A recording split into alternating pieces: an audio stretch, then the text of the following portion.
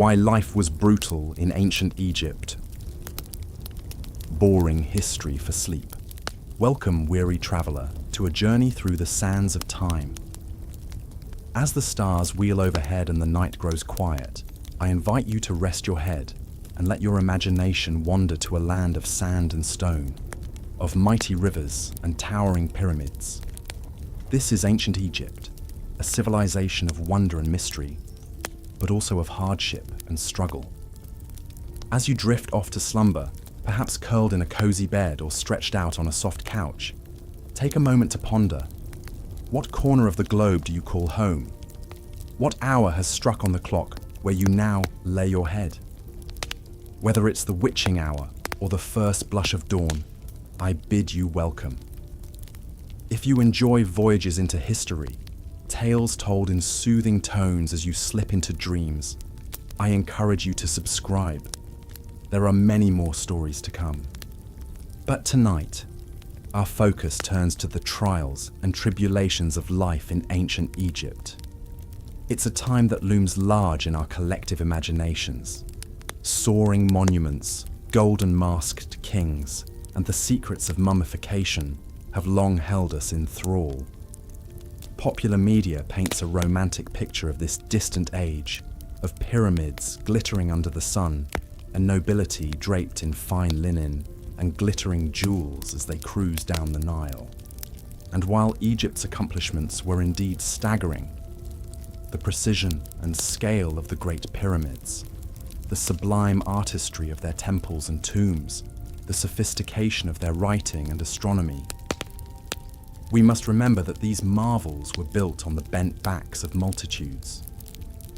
For every pharaoh lounging in opulent palaces, thousands of Egyptians toiled in fields, labored in workshops, and fought in wars. Their lives were often difficult, dangerous, and short. In the unforgiving environment of the Nile River Valley, existence was precarious. The annual floods that irrigated their crops could just as easily wipe out villages and seed famine. The same blazing sun that baked the bricks of majestic monuments also scorched the laborers who stacked them ever skyward. From the lowliest servant to the loftiest scribe, life in ancient Egypt was rife with adversity. So join me as we part the curtains of romance and nostalgia and glimpse the stark realities faced by the men and women who built and sustained this dazzling civilization. We'll explore 6 key aspects of Egyptian life that made it a constant struggle for survival: the oppressive social hierarchy, the grind of forced labor, the ravages of war, the dangers lurking in their own homes, the spectre of sickness and injury, and the ever-present sting of grief as they buried their dead. Along the way, we'll zoom in on individual lives and stories, putting human faces to the grand sweep of history. We'll see mighty pharaohs facing crises that shook the foundations of their authority, but also humble craftsmen and farmers striving to provide for their families against steep odds. And though we'll encounter suffering and injustice, we'll also marvel at the resilience of the Egyptian spirit, a spirit that endured for 3 millennia. So make yourself comfortable, dear listener, and let the cares of the day slip away. The Nile is rising, the sun is climbing over the distant cliffs, and there's work to be done. For life, in all its beauty and brutality, stops for no one in this realm of shifting sands and ageless wonders. Let us begin our journey with the very thing that made Egypt's triumphs and tragedies possible, the river that has always been its lifeblood, and at times its greatest peril. The mighty Nile has long been called Egypt's greatest blessing, the source of the fertile black soil and abundant water that allowed a sophisticated civilization to flourish in an otherwise harsh desert. But living at the mercy of the river's cycles could be a harrowing thing. Each summer, the Nile would surge over its banks, swollen with monsoon rains and snowmelt from distant mountains. The floodwaters drowned the surrounding fields and pastures, washing away boundary stones and landmarks. Farmers watched nervously as the murky tide lapped at the threshold of their mud brick houses, praying to the god Hapi to halt the deluge before it could sweep away their homes and lives. But they desperately needed that flood, for it carried tons of Ethiopian silt to replenish their fields for planting. In a good year, the inundation would recede by autumn, leaving behind a thick layer of black, fertile mud. Farmers would fling seed into this rich soil, reaping bountiful harvests of wheat, barley, and vegetables to fill their bellies and their tax coffers. But the Nile was fickle. Sometimes the floods were anemic, barely wetting the lips of a parched landscape. The crops would shrivel in their furrows, leaving the spectre of famine looming over the valley. Other times the river would surge too high, drowning seedlings, livestock and villagers unlucky enough to be caught in its roiling path. The very first pharaoh of a unified Egypt, King Narmer, learned this hard lesson around 3000 BC. According to legend, one summer, the Nile's flood failed utterly, shriveling to a trickle between its sun-baked banks. Crops withered, herds of cattle wasted to rack and bone, and his subjects began to starve. Narmer must have watched in mounting dread as the river receded ever more, the possibility of losing his freshly forged kingdom to drought and famine growing with each rainless day. He ordered prayers and sacrifices to the gods, even commanding that a young virgin be hurled into the Nile as an offering. Still the river shrank. At last, in desperation, Narmer undertook a pilgrimage to the island of Elephantine, a traditional center of worship for the god Hapi. There, prostrating himself before the deity's statue, Narmer vowed to dedicate his realm and his reign to the Nile's everlasting glory, if only Hapi would bless Egypt with his waters once more. Whether by divine intervention or lucky timing, the rains finally came, the Nile swelled to its banks, and Egypt was delivered from disaster. But Narmer would not be the last pharaoh to learn the hard way that the Nile's bounty came at a price. A lesson felt most keenly not in the halls of power, but in the humble villages that lined the riverbanks, where the annual floods could spell the difference between prosperity and ruin. The harsh realities of life in ancient Egypt extended to their beliefs about the afterlife as well. The Egyptians were obsessed with death and what came after. They believed that upon dying, their souls would face a harrowing journey through the underworld, filled with fearsome monsters and perilous tests before hopefully reaching the paradise of the Field of Reeds. But even this reward was not guaranteed. First, the deceased's heart would be weighed on a scale against the feather of Ma'at, the goddess of truth and justice. If the heart was found heavier than the feather, weighed down by sin and unrighteousness, it would be devoured by the demon Amit, a terrifying beast with the head of a crocodile, the front legs of a lion, and the back legs of a hippopotamus. To be consumed by Amit meant to die a second death, vanishing into oblivion for eternity, never to reach the afterlife. As a result, Egyptians devoted enormous energy and resources towards ensuring a successful passage to the next world. Tombs and burial chambers were painstakingly prepared and stocked with grave goods like food, furniture, jewelry, and servants, all the necessities and luxuries they would need for eternity. The walls were painted with spells and inscriptions from the Book of the Dead to guide and protect the deceased on their perilous underworld journey. The most crucial step in this process was mummification. Egyptians believed that the soul needed an earthly body to return to in the afterlife. So after death, the corpse would undergo an extensive embalming process to preserve it for eternity. The internal organs would be removed, the body dried in salts, then wrapped in layers of linen soaked in resins.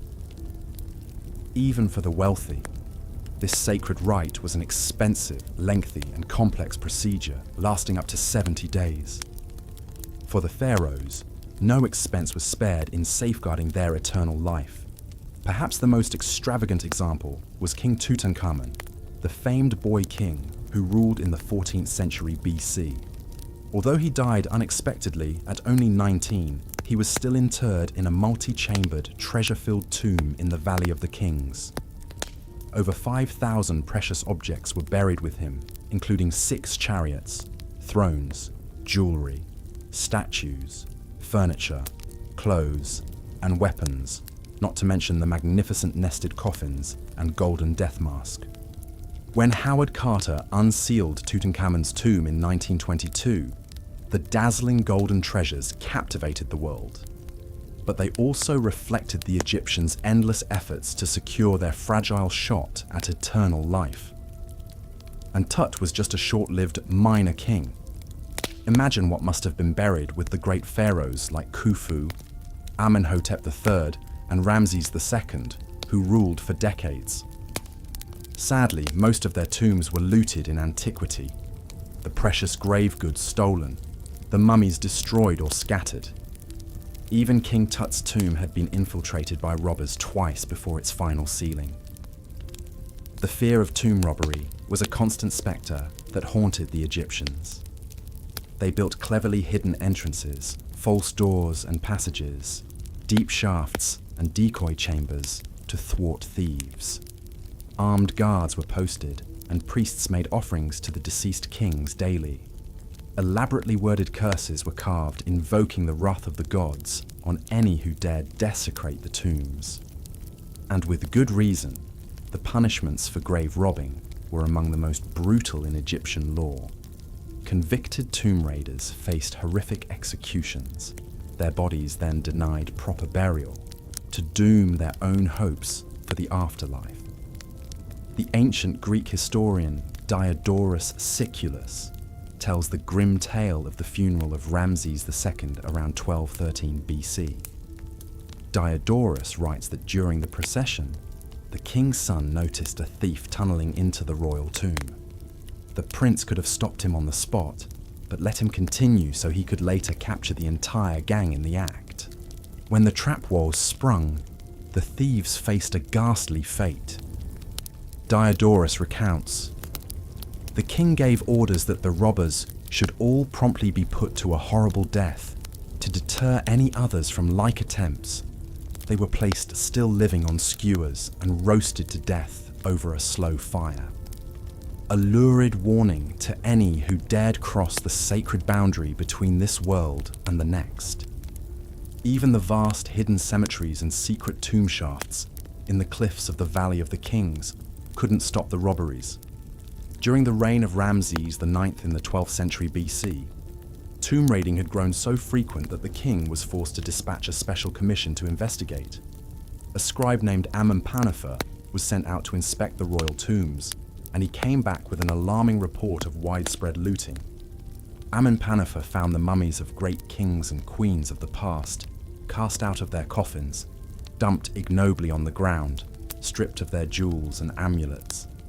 Their unwrapped corpses lay twisted and mouldering, prey to rats and jackals.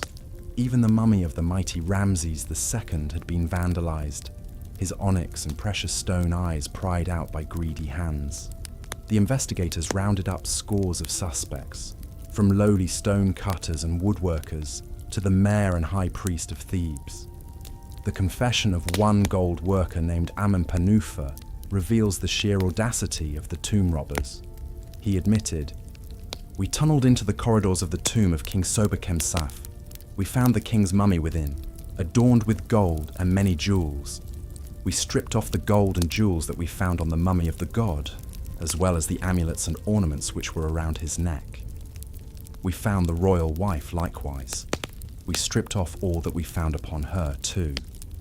We set fire to their mummy cases, and we stole their furniture, which we found with them, vases of gold, silver, and bronze."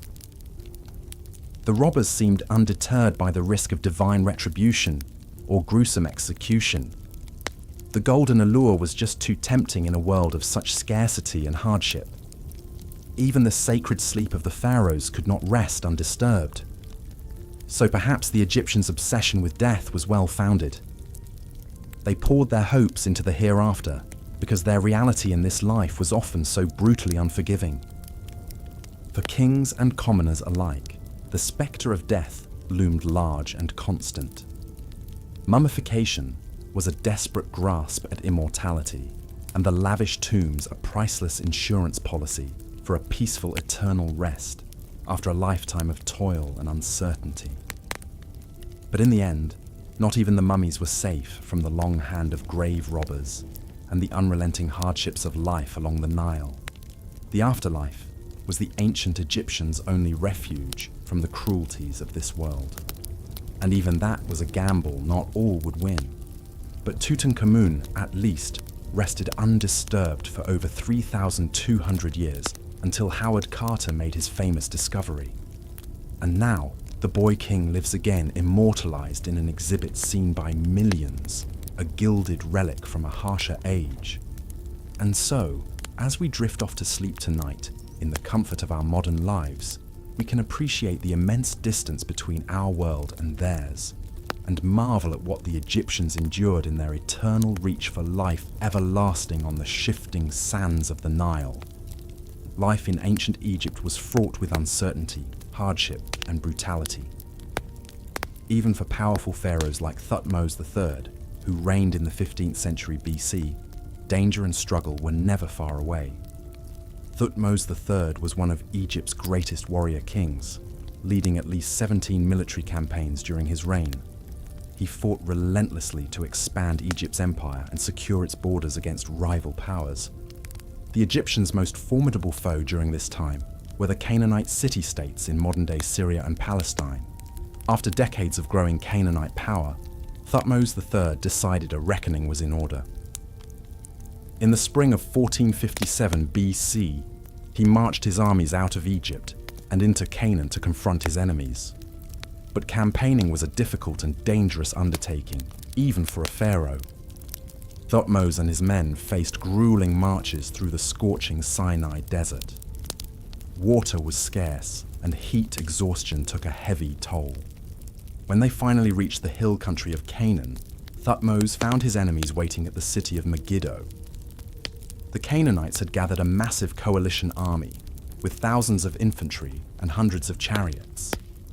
They occupied a strong position, with the steep slopes of Mount Carmel protecting their flanks. Thutmose had a strategic decision to make. He could take the easy route and march around the mountain, avoiding the enemy's strongpoint, but giving them time to escape. Or he could take the risky path, a narrow, winding mountain pass that led directly to Megiddo. It would mean squeezing his entire army through a tight canyon where they could be easily ambushed. In a daring gamble, Thutmose chose the direct route. As the Egyptians threaded their way through the pass, the Canaanites attacked. Arrows, sling stones, and boulders rained down from the cliffs above. Men and horses screamed as they were struck, the narrow defile turning into a killing zone. But Thutmose urged his army forward. Bleeding and battered, they eventually passed through the gauntlet and spilled out onto the plain in front of Megiddo. There they met the Canaanite coalition in open battle. The clash was long and bloody, with heavy fighting between the chariot forces. But Thutmose's military skill and the tenacity of his soldiers won the day. The Egyptians routed the Canaanites and pursued them to the city gates. Thutmose later boasted that his enemies were scattered like chaff before the wind. He claimed to have personally captured 340 enemy prisoners and seized over 2,000 horses and nearly 1,000 chariots. The Battle of Megiddo was a decisive victory for Thutmose, but the larger war was far from over. The surviving Canaanites took refuge behind the city's thick walls. Thutmose laid siege, but his men were hungry and battle-weary. Megiddo's defenses were strong, and there was no quick way in. So Thutmose ordered his men to build a massive wooden palisade around the entire city, hemming in the defenders and cutting off any chance of escape or relief. It was a daunting construction project. Thousands of trees had to be felled and transported. The Egyptian troops worked for weeks in the heat and dust, encircling the city with an impenetrable timber barricade. Trapped inside, Hunger and disease soon began to take their toll on the Canaanites. The city's food stores dwindled and people began to starve. The will to resist slowly withered. After 7 long months, Megiddo finally capitulated. Thutmose entered the city in triumph, claiming its riches and taking its rulers captive. It was a great victory, but one that came at a steep price. The siege of Megiddo shows the hardships and brutality of ancient warfare, even for the victors. During the long months of encirclement and bombardment, Thutmose's men faced short rations, sickness, and enemy raids. They were far from home, camped in an enemy land, not knowing if they would live to see their families again. Even in triumph, they had to cope with the aftermath, rotting corpses, devastated fields, and the haunting memories of close combat. Such was the cost of creating and maintaining an empire. After Megiddo, Thutmose would go on to conquer many more Canaanite cities, extending Egypt's dominion all the way to the Euphrates River.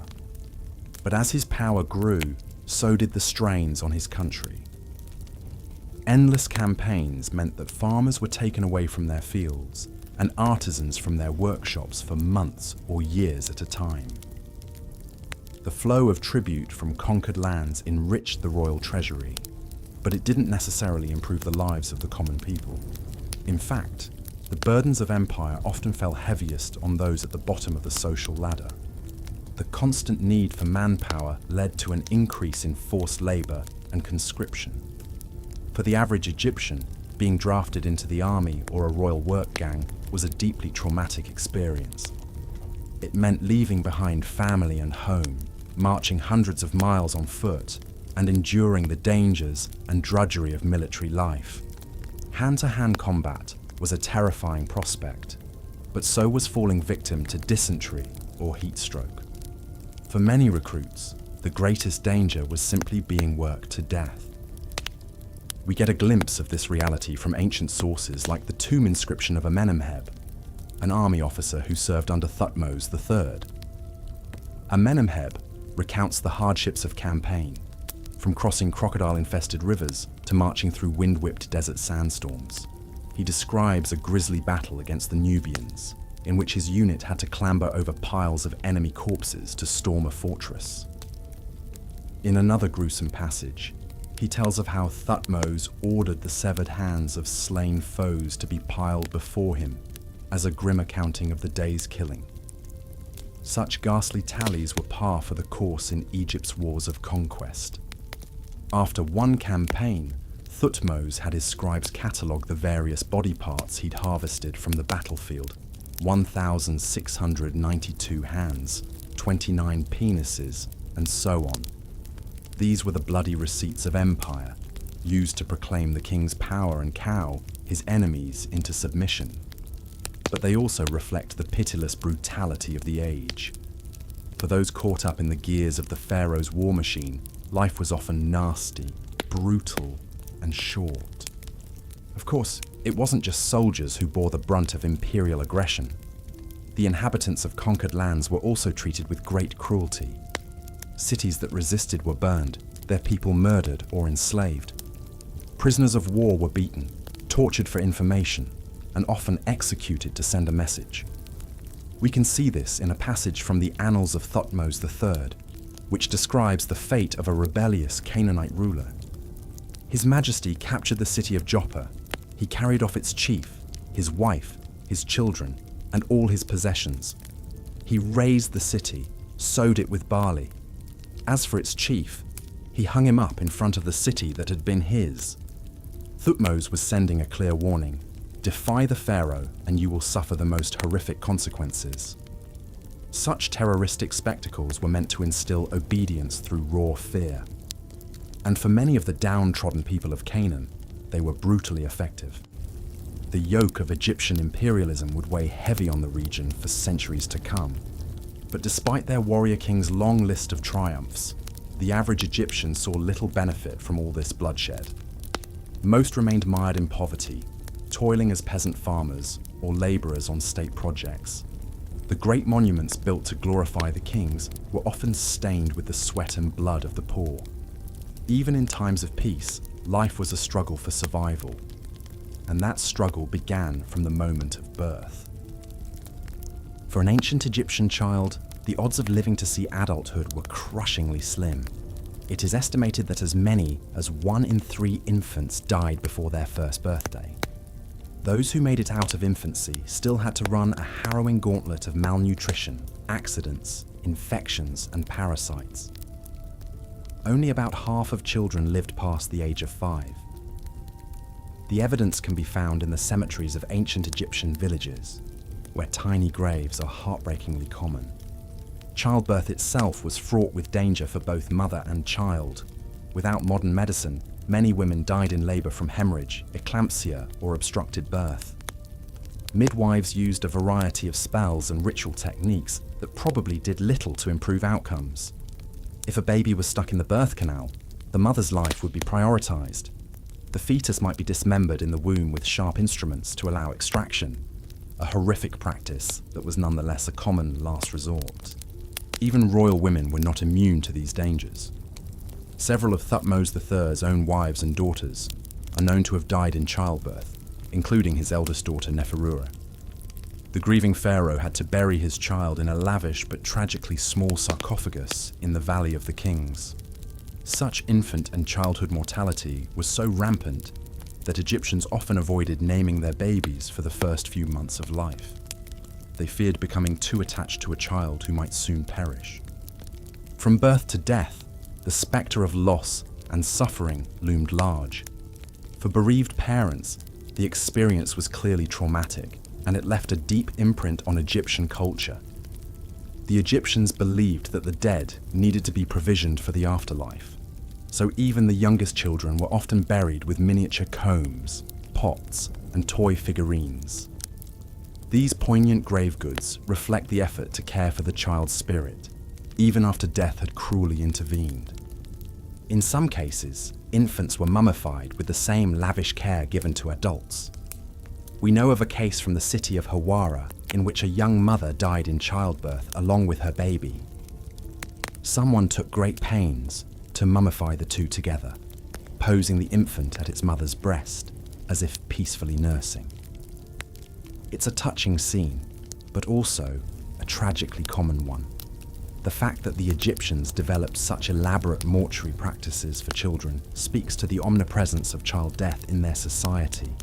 Those children lucky enough to survive infancy still faced many perils and hardships. Most were put to work at a very young age, helping in the fields, tending livestock, or learning a craft. Education was a rare privilege, limited to the children of the elite. For most commoners, life was a constant struggle to avoid hunger, to pay taxes, to placate the demands of their overseers and landlords. This precarious existence could be upended at any moment by events beyond the individual's control. The Nile's annual flood was the engine that drove Egyptian agriculture, but it was an unreliable and sometimes destructive master. If the waters rose too high, they could wash away entire villages, drowning people and livestock. If they receded too soon, the crops would wither, leading to famine. Even a slight fluctuation could spell disaster for thousands. One such famine is recorded in the inscriptions of the noble Ankh-Tifi, who lived during the chaotic First Intermediate period. Ankh-Tifi describes a time of soaring grain prices, rampant looting, and starving peasants from the north invading his province in search of food. He boasts feeding his own people while turning away the hungry hordes, even as they drop dead at his feet. The whole land has become like locusts, going in search of food. The people in the village are coming to my territory, with their children on their backs, to get grain here to live. I am the one who buries those who died on the road, out of fear of the royal anger. For the hapless refugees, dying on the roadside from hunger was apparently preferable to returning home and facing the king's wrath over their unauthorized migration. Such was the precarity and oppression of their lives.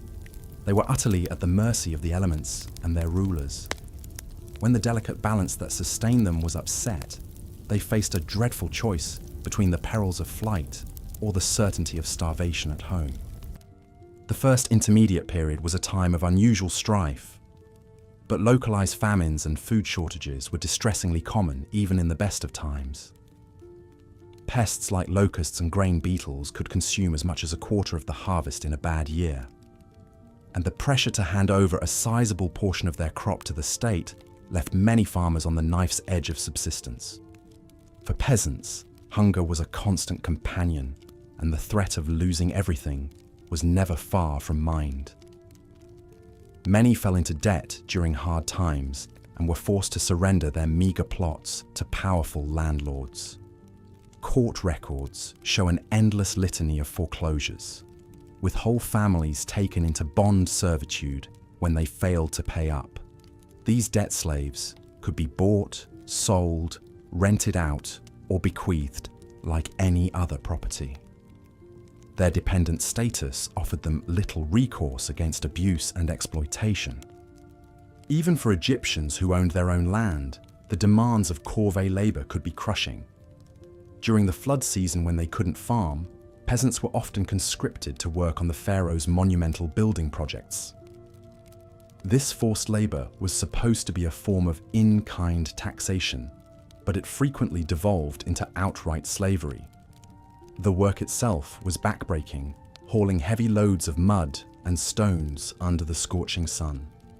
Men dropped from exhaustion, crushed by falling blocks, or simply worked to death. We can see the human toil behind the great monuments in the ruins of the workers' village near the Giza pyramids. Skeletons found there show severe arthritis, especially in the lower vertebrae, a sign of long hours spent bent under heavy loads. Many have fractured limbs that healed crookedly, a mark of inadequate medical care. One poignant burial contains a couple still holding hands, united in death as they probably were in life's hardships. Of course, even in these humblest of remains, archaeologists have found evidence of care and humanity. Graves were dug with some goods to provision the deceased in the afterlife. A prized tool, a bead necklace, or a chunk of meat wrapped in linen to feed them for eternity. Family members who could afford to mummify even a little would often do so, carefully removing the organs and desiccating the body before burial. These practices reflect the deeply human need to honor lost loved ones, but they also bear witness to the harsh realities of the workers' lives. In one mass grave at Giza, piled haphazardly with the skeletons of laborers, Egyptologists found the remains of a woman still clutching her infant child. Both had clearly died on the job, and both bore the marks of malnutrition and physical stress. They were unnamed cogs in the pharaoh's great machine, worked to the point of collapse, and then buried with little ceremony in the shadow of the monuments they gave their lives to build. So for all its glories and wonders, life in ancient Egypt was often nasty, brutish, and short, especially for those at the bottom of the great social pyramid. They faced a constant struggle against the elements, backbreaking labor, hunger, disease, and a rigid hierarchy that kept them in their place. Even many nobles and priests led lives of surprising precarity, always jockeying for position and favor, always in danger of losing status through the political or supernatural displeasure of the king. Perhaps that is why, despite their reputation for conservatism, the Egyptians displayed a remarkable fascination with the transgressive and chaotic. The tombs of the elite are filled with images of animals and humans behaving in strange, unnatural ways, cats herding geese, mice waging war on cats, animals acting as humans, and humans as animals. Such scenes are often humorous, but they also evoke a world turned upside down, where the iron rules of Mayat, or cosmic order, have broken down. One darkly comic papyrus satirically depicts the gods as a fractious and petty bunch, getting drunk at a banquet and hurling insults at one another. In this topsy-turvy vision, the sun god Ra casually orders his divine guests flayed and their skins used to make a nice pair of sandals. Such irreverent stories allowed the Egyptians to safely transgress the sacred order, to imagine, if only for a moment, a different reality, not bound by the often pitiless logic of Maat. Even the Egyptian concept of the afterlife bears the imprint of their uniquely precarious existence. In a world where starvation and death were always close at hand, the field of reeds offered an inverted mirror image, an idealized landscape of lush crops and eternal bounty, where no one ever went hungry or suffered pain. But this afterlife was not guaranteed. It had to be earned through proper observance of rituals and obedience to the gods and the king. And even for those judged worthy, the path to paradise was harrowing. The deceased had to undertake a dangerous journey through the underworld, evading lakes of fire, pits of snakes, and the slavering jaws of the monstrous devourer. They had to recite the right spells and muster a small army of protective amulets and figurines. Only then could their hearts be weighed on the scale against the feather of truth. If it balanced, they were admitted to the field of reeds. But if their heart was heavy with sin, it would be tossed too. The Egyptian civilization is also renowned for its remarkable medical knowledge and practices for the time. The ancient Egyptians had a surprisingly sophisticated understanding of the human body and developed advanced treatments for various ailments. However, despite their progress, Egyptian medicine was still quite primitive by modern standards, and many procedures were gruesome ordeals for patients. Much of what we know about ancient Egyptian medicine comes from a fascinating document known as the Edwin Smith Papyrus. Dating back to around 1600 BC, this ancient medical text details 48 surgical cases and provides incredible insights into the practices of Egyptian physicians. One particularly striking case describes a complex cranial surgery performed on a patient with a severe skull fracture. According to the papyrus, a man was brought to the physician with a compound comminuted fracture of the skull. In layman's terms, this means the poor man had a crushed skull with multiple bone fragments.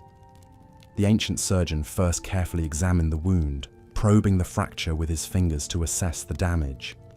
In a procedure that would make even the bravest among us cringe, he then painstakingly extracted the broken bone shards from the man's head using primitive surgical tools. Keep in mind, this surgery was performed without the benefit of anesthesia or sterile techniques. The excruciating pain and risk of infection the patient faced is almost unimaginable, yet somehow he survived the procedure. The Edwin Smith Papyrus goes on to describe how the wound was disinfected with honey and bound with fresh meat as a kind of poultice. Miraculously, the patient recovered, and the papyrus declares, "Thou shouldst say concerning him," one having a gaping wound in his head penetrating to the bone and perforating the sutures of his skull. While this story certainly attests to the skill of ancient Egyptian surgeons, it also highlights the brutality patients endured. In an age without pain relief or antibiotics, even routine medical treatments were often agonizing ordeals. Egyptian physicians relied on a variety of primitive remedies, such as burning, leeching, and bloodletting, that undoubtedly caused great suffering. The Edwin Smith Papyrus contains many other harrowing cases that reveal the harsh realities of ancient medicine. Alongside the cranial surgery, it details procedures for treating crushed vertebrae, broken collarbones, and deeply lacerated flesh, all with rudimentary tools and techniques. It even includes a case of a patient kicked by a horse who almost certainly died from his injuries. But beyond the Edwin Smith Papyrus, archaeological evidence paints an even bleaker picture of Egyptian public health. Studies of mummified remains consistently show evidence of fractured bones, abscessed teeth, and nutritional deficiencies. Parasitic infections, tuberculosis, and malaria were rampant. Even non-elite Egyptians who were mummified display high incidences of worn joints, spinal deformities, and healed traumatic injuries. testifying to lives of ceaseless toil. For the average ancient Egyptian, life was nasty, brutish, and short. If disease, malnutrition, or injury didn't kill you, then you faced the prospect of drastic medical interventions that were barely better than the ailments they treated. It's sobering to think that even the basic comforts we take for granted today, like a dose of painkillers or a course of antibiotics, would have been unimaginable luxuries for our Egyptian ancestors. Yet in the face of such challenges, the ancient Egyptians soldiered on. Through trial and error over centuries, their physicians developed a great body of practical medical knowledge that far surpassed other ancient cultures. They set broken bones with splints, sutured gaping wounds, and even performed basic surgeries. In some ways, the story of ancient Egyptian medicine is a testament to human resilience and ingenuity in the harshest of conditions. But it's also a potent reminder of just how far we've come. The next time you suffer from a cough or a cut, take a moment to appreciate the incredible advancements in medical science that allow us to treat such ailments quickly and painlessly. Spare a thought for our ancient ancestors who had to endure so much more. The gleaming scalpels and sterile wards of a modern hospital would seem almost magical to an Egyptian physician toiling thousands of years ago. As we've explored in this series, life in ancient Egypt was difficult for people at all levels of society. From the oppressive heat and unforgiving environment to war, disease, and social inequality. Hardship was an ever-present reality. By modern standards, the living conditions and daily trials Egyptians faced were almost unfathomably brutal. Yet in spite of it all, the ancient Egyptians built one of the most enduring and captivating civilizations in human history. Through their struggles and triumphs over more than 3,000 years, they left an indelible mark on the human story and continue to fascinate us to this day. There is perhaps a lesson in that, a reminder of the tenacity of the human spirit in even the bleakest of times. As we close this chapter on ancient Egyptian history, take a moment to reflect on all we've learned. From the halls of the great pyramids to the squalid huts of the poor, we've tried to paint an immersive picture of life in this fabled ancient land. The reality we've seen is often harsher and harder than our romantic imaginings. But that reality also makes the achievements of the Egyptians all the more remarkable. The next time you see the majestic mask of Tutankhamun or the towering pyramids of Giza, I hope you'll appreciate them in a new light. These wonders were born out of a world of struggle and strife we can scarcely imagine. They are enduring testaments to the grit and greatness of a fascinating civilization that through great adversity reached for the stars. Thank you for joining me on this journey through ancient Egypt. Although our time here was brief, I hope you found it both enriching and engaging. History has so many remarkable stories to tell, if we only take the time to listen. Even an era as distant as Egypt's Old Kingdom still has much to teach us about the human condition and our shared past. And with that, our Egyptian adventure must come to an end. But the annals of history are ever beckoning, filled with remarkable tales just waiting to be told. I hope you'll join me again soon for another boring journey back in time. Until then, this is your faithful history guide, bidding you good night and sweet dreams of pyramids and pharaohs. Be well, and I'll see you next time. The life of a pharaoh may seem glamorous and carefree from our modern perspective. All gold and glory, pomp and power, fawning subjects and monumental building projects to immortalize their names for eternity. But the sobering reality is that even for these god kings, perched at the pinnacle of Egyptian society, life could be brutally cut short. Take for example the mighty warrior Pharaoh Thutmose III, who reigned in the 15th century BC during the affluent 18th dynasty.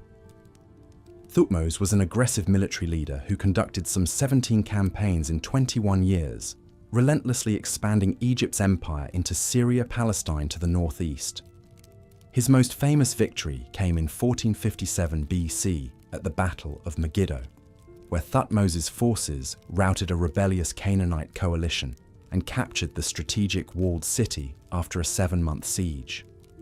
The spoils of war were immense: over 2,000 horses, nearly 1,000 chariots, hundreds of suits of bronze armor and precious metals.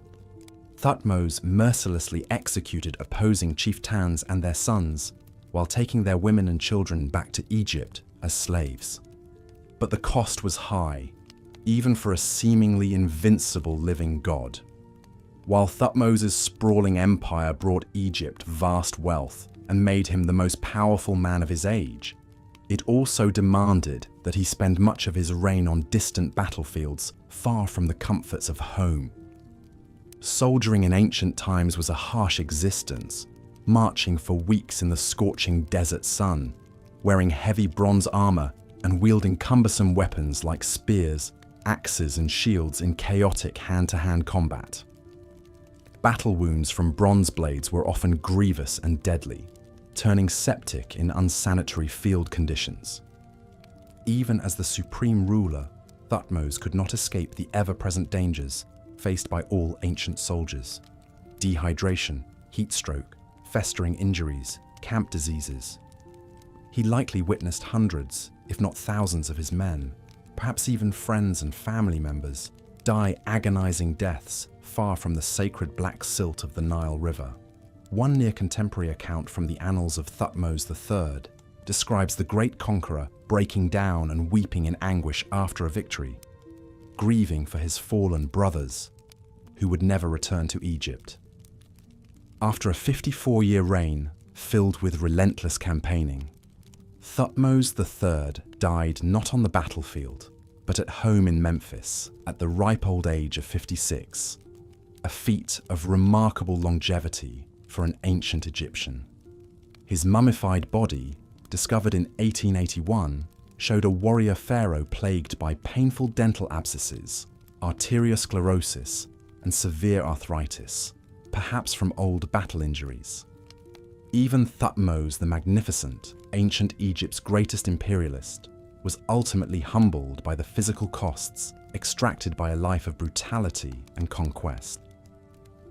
While the pharaohs and nobles enjoyed a relatively lavish lifestyle compared to the masses, even the highest born in Egyptian society could not escape the harsh privations of their time. Disease, injury, infection, overwork, and malnutrition did not discriminate by class or rank. If anything, the weighty expectations and dangers faced by rulers like Thutmose III brought unique miseries and hardships all their own.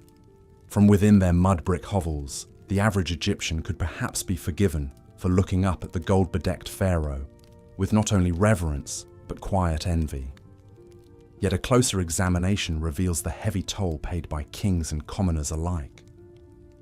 Life at both the top and bottom of ancient Egypt's hierarchy was often a world of adversity and affliction, hidden behind a glimmering facade of power and prosperity. Of course, the struggles of the pharaohs pale in comparison to the daily brutalities faced by those at the bottom rung of Egyptian society: peasants, servants, and slaves who toiled endlessly in back-breaking serfdom. While rulers like Thutmose III weathered the hardships of war and governance from positions of wealth and authority, the bulk of the population endured the ravages of nature and oppression without relief or recourse. For these masses making up the foundation of the Egyptian state and economy, life was dictated by the Nile River's fickle whims. In good years, when the annual floodwaters receded on schedule and deposited a thick layer of nutrient-rich black silt across the floodplain, Egyptian farmers could reap bountiful harvests of wheat, barley, figs, pomegranates, and other crops. The surplus supported nobles, scribes, artisans, priests, the entire vast apparatus of the centralized state. But when the mercurial Nile failed to deliver, the results were catastrophic. Too little water, and Egypt faced parched fields, withered crops, and barren harvests leading to widespread famine. too much water, and raging currents burst the earthen dikes, sending deadly floods cascading through villages, destroying homes and livelihoods, and spoiling the crops with a layer of stagnant water. Either way, it was the peasants who suffered first and most gravely.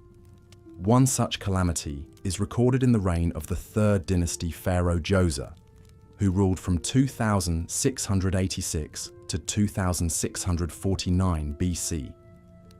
Ancient inscriptions tell of a terrible 7-year famine that ravaged Egypt when the Nile failed to flood sufficiently and left the fields barren. A text known as the Famine Stela describes the catastrophe in grim detail. All of Upper Egypt was dying of hunger to such a degree that everyone had come to eating their children. The entire country had become like a starved grasshopper, with people going to the north and to the south in search of food. Those who built tombs, those who carried stones, they all stopped working. During this time when the Nile was empty, the pharaoh was forced to open the royal granaries and import food from neighboring regions to prevent mass starvation and total societal collapse. But many still perished from hunger and the accompanying disease. The Palermo Stone, an ancient Egyptian annal, bluntly lists a death toll of uncountable multitudes lost to the famine's grim embrace. Even in less extreme times, the threat of scarcity and starvation always lurked just one poor harvest away. Peasant families, who made up some 80% of the population, lived in small, cramped dwellings of mud and reeds, subsisting on a meagre diet of bread, beer, onions, lentils, and dried fish. Sanitation was primitive at best, fostering rampant disease. Child mortality was appallingly high, with perhaps half of all infants dying before their first birthday from malnutrition and infection. From childhood, most Egyptians faced a lifetime of dawn-to-dusk drudgery in the fields, the construction sites, the quarries and mines. Agriculture was especially backbreaking under the relentless desert sun, planting and harvesting the wheat, barley and flax by hand, operating crude wooden plows and hauling buckets of water from the Nile to irrigate the crops. All this for the privilege of handing over a sizable portion to the state as taxes in kind. During the inundation season, peasants not tending animals were often conscripted into forced labor gangs to toil on ambitious public works projects ordered by the pharaohs. The most famous of these were, of course, the massive pyramids erected as eternal resting places for the Old Kingdom rulers. The first and largest was the Great Pyramid of Giza, built around 2550 BC for the 4th dynasty pharaoh Khufu. This towering monument, originally 481 feet high and covering 13 acres, was constructed from over 2 million gigantic blocks of limestone, each weighing an average of 2.5 tons. The ancient Greek historian Herodotus claimed that the Great Pyramid required the labor of 100,000 men, working in 3-month shifts over a period of 20 years. While modern Egyptologists put the figure closer to 20,000 to 40,000 workers, the fact remains that this undertaking demanded an almost unfathomable amount of human sweat and suffering. Most of the heavy hauling and lifting was done with the simplest of tools: ramps, sleds, rollers, levers, copper chisels, bronze saws, wooden rollers and sledges, ropes of papyrus and leather. Injuries from falling blocks, pulley failures and scaffolding collapses were common, not to mention crippling repetitive stress and musculoskeletal damage from decades of hard labor. Fractures, crushed limbs, hernias, gashes from flint axes and adzes, infected wounds, blistered skin, heat stroke. These were just some of the worksite hazards faced by ancient Egyptian laborers. Archaeological excavations of workers' cemeteries near the Giza pyramids have revealed the broken bodies of those who gave their blood and bones to build these eternal monuments. Skeletons show numerous healed fractures, severe arthritis, spinal deformities, and missing limbs, grim proof of the physical toll exacted by punishing labor.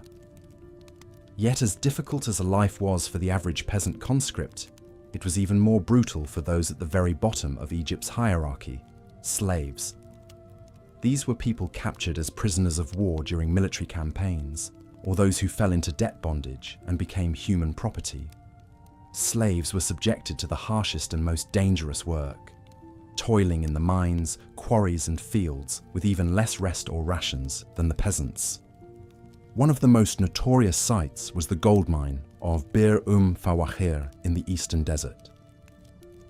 This desolate, searingly hot landscape was a virtual death camp for the slaves and prisoners sent to mine gold for the pharaoh's coffers. An account from the 12th dynasty reign of Amenemhat III, circa 1860 to 1814 BC, describes the hellish conditions in visceral detail.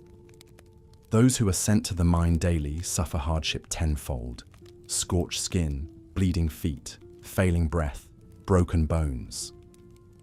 In summer, the miner's face is baked as an earthen pot. His bones are burned like summer flax. His skin hangs loose, ulcered and gashed from the stones. Starvation was a constant spectre, with meagre rations that left miners malnourished and susceptible to the ravages of disease, especially silicosis from inhaling rock dust in the tunnels. Beatings from guards were frequent for those who faltered in their ceaseless toil. Many perished from injuries, illness, snakebite, and sheer exhaustion in this parched valley of misery. Life expectancy for a slave in the pharaoh's mines was often measured in mere months rather than years. So while the shimmering gold artifacts displayed in the Cairo Museum attest to the wealth and splendor of ancient Egypt's god-kings, they also symbolize the incalculable human suffering that made such opulence possible. Behind each dazzling death mask and gleaming sarcophagus lie the forgotten bones of faceless multitudes, ground to dust in service of a civilization that used them as grist for the mill of monarchy.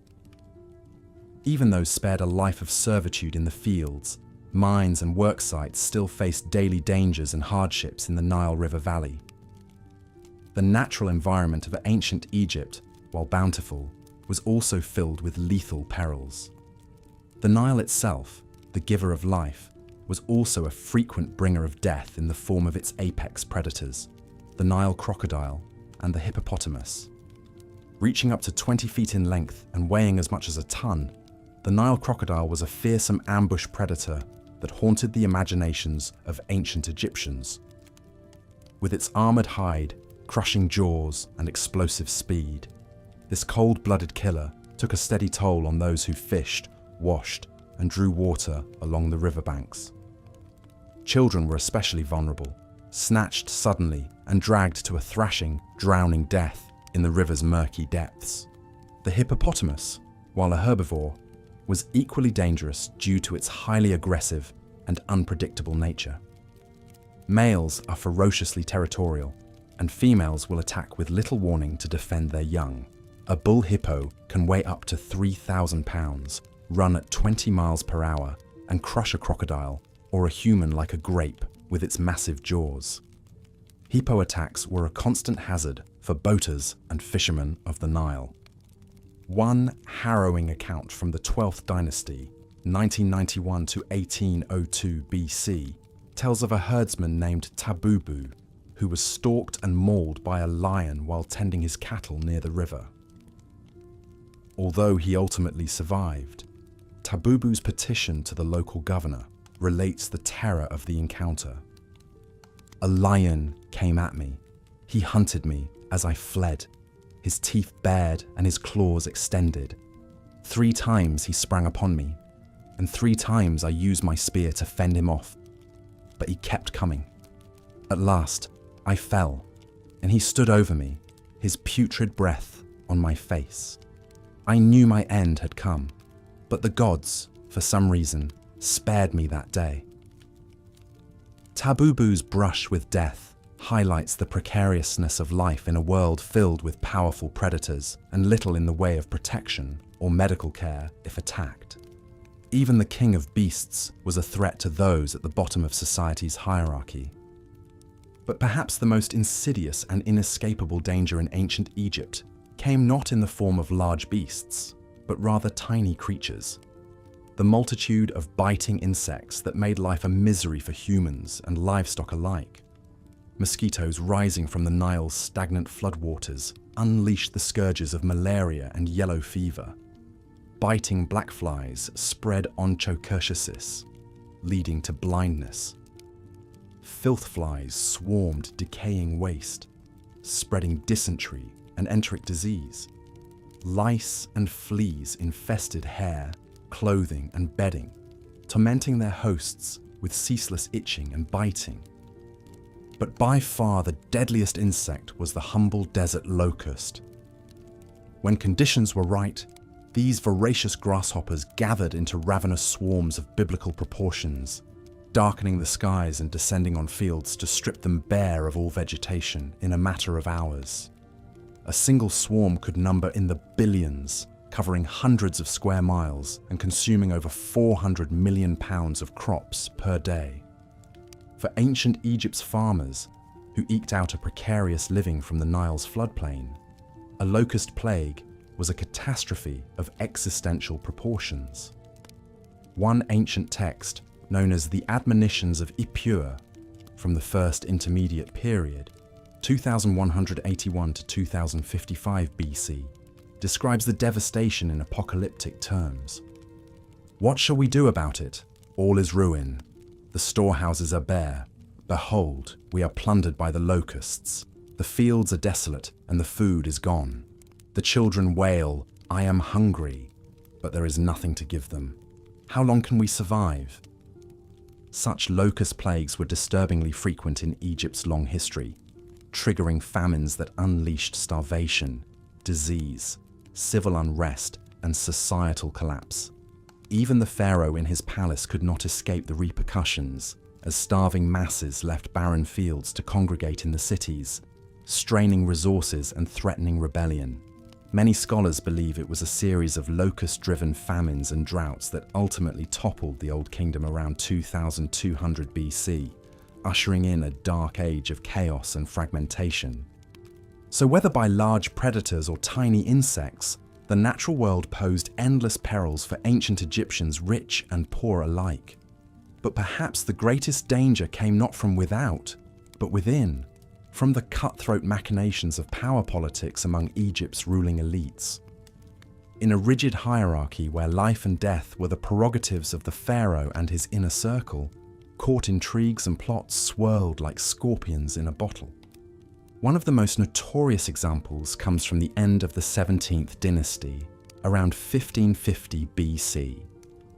The pharaoh Seqenenre-Tao-Desu, who ruled Upper Egypt from Thebes, was embroiled in a protracted struggle with the Hyksos kings who had occupied Lower Egypt and the Delta for the past century. Ancient accounts speak of a vicious feud between Seqenenre and the Hyksos ruler Apepi over perceived slights and competing territorial claims. In the course of this standoff, Seqenenre seems to have been the victim of court treachery, possibly with the collusion of his Hyksos rival.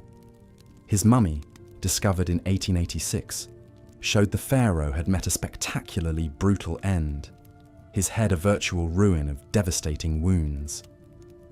The Theban king's skull had been pierced by at least 5 heavy blows, crushing his nose, shattering his cheekbones and jaw, and driving splinters of bone into his brain. What exactly happened remains a subject of debate, but Egyptologists believe Seqenenre was likely murdered either in his sleep or while restrained in some sort of palace coup.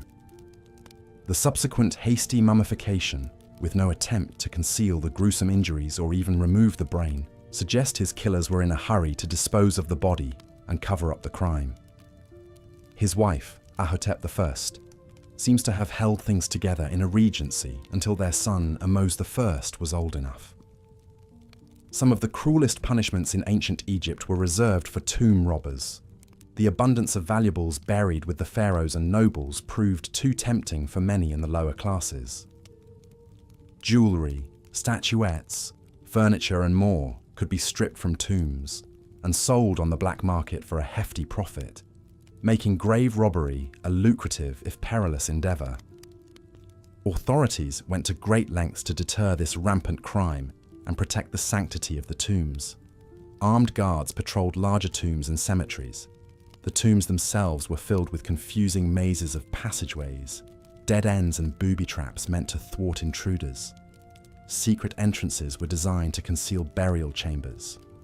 The mummified bodies within were magically cursed by priests to rise up and torment any who disturbed their rest. But even with precautions, tomb robbery remained a persistent scourge. When thieves were caught, the penalties were brutal and horrifying. No half measures would do. A swift, painful death was only the beginning. To fully punish the malefactors and dissuade any who might follow in their footsteps, Egyptian justice took on a twisted, symbolic flair. During the reign of Ramses IX in the 20th dynasty, around 1100 BC, tomb robbing had reached epidemic proportions. The pharaoh's agents managed to capture a band of thieves who had long been plundering the nobles' tombs. Records from their interrogation paint a grisly picture of their fate. Under torture, the prisoners confessed to defiling numerous tombs throughout Egypt over many years. The great wealth they had pilfered was long gone, leaving nothing to recover. For their unforgivable transgressions, the authorities condemned them to an elaborately macabre execution. First, the thieves' noses and ears were cut off while they still lived. This was to deprive them of sensory pleasures in the afterlife. With anguished shrieks, the men were then impaled on sharpened stakes and left to writhe in agony as they perished. But the punishment did not end there. In a final, spiteful stroke, the desecrated corpses were gathered up and carried to a special embalmer. Though they no doubt stank of blood and fear, the bodies were carefully mummified according to sacred rituals. Each thief's earthly remains, once preserved for eternity, were ignominiously entombed in a mass grave, their organs and possessions scattered. This ghastly display was a dire warning to any who dared rob the dead. Not only would their lives be forfeit in the most painful manner, but their hopes for a joyous afterlife would also be obliterated. Denied all funerary rites and equipment, their souls would be lost between worlds, forever tormented. Though it may strike us as excessively cruel, Egyptians widely deemed the tomb robber's grisly fate as fitting justice. The afterlife was of supreme importance, and pyramid and tomb construction consumed untold resources. Stealing sacrosanct grave goods damaged the spirits of the deceased and undermined faith in divine order. Only the harshest retribution could answer such an affront to society. Of course, not every tomb robber was caught or punished so gruesomely, and in many cases, the corrupt authorities were involved in the thefts themselves.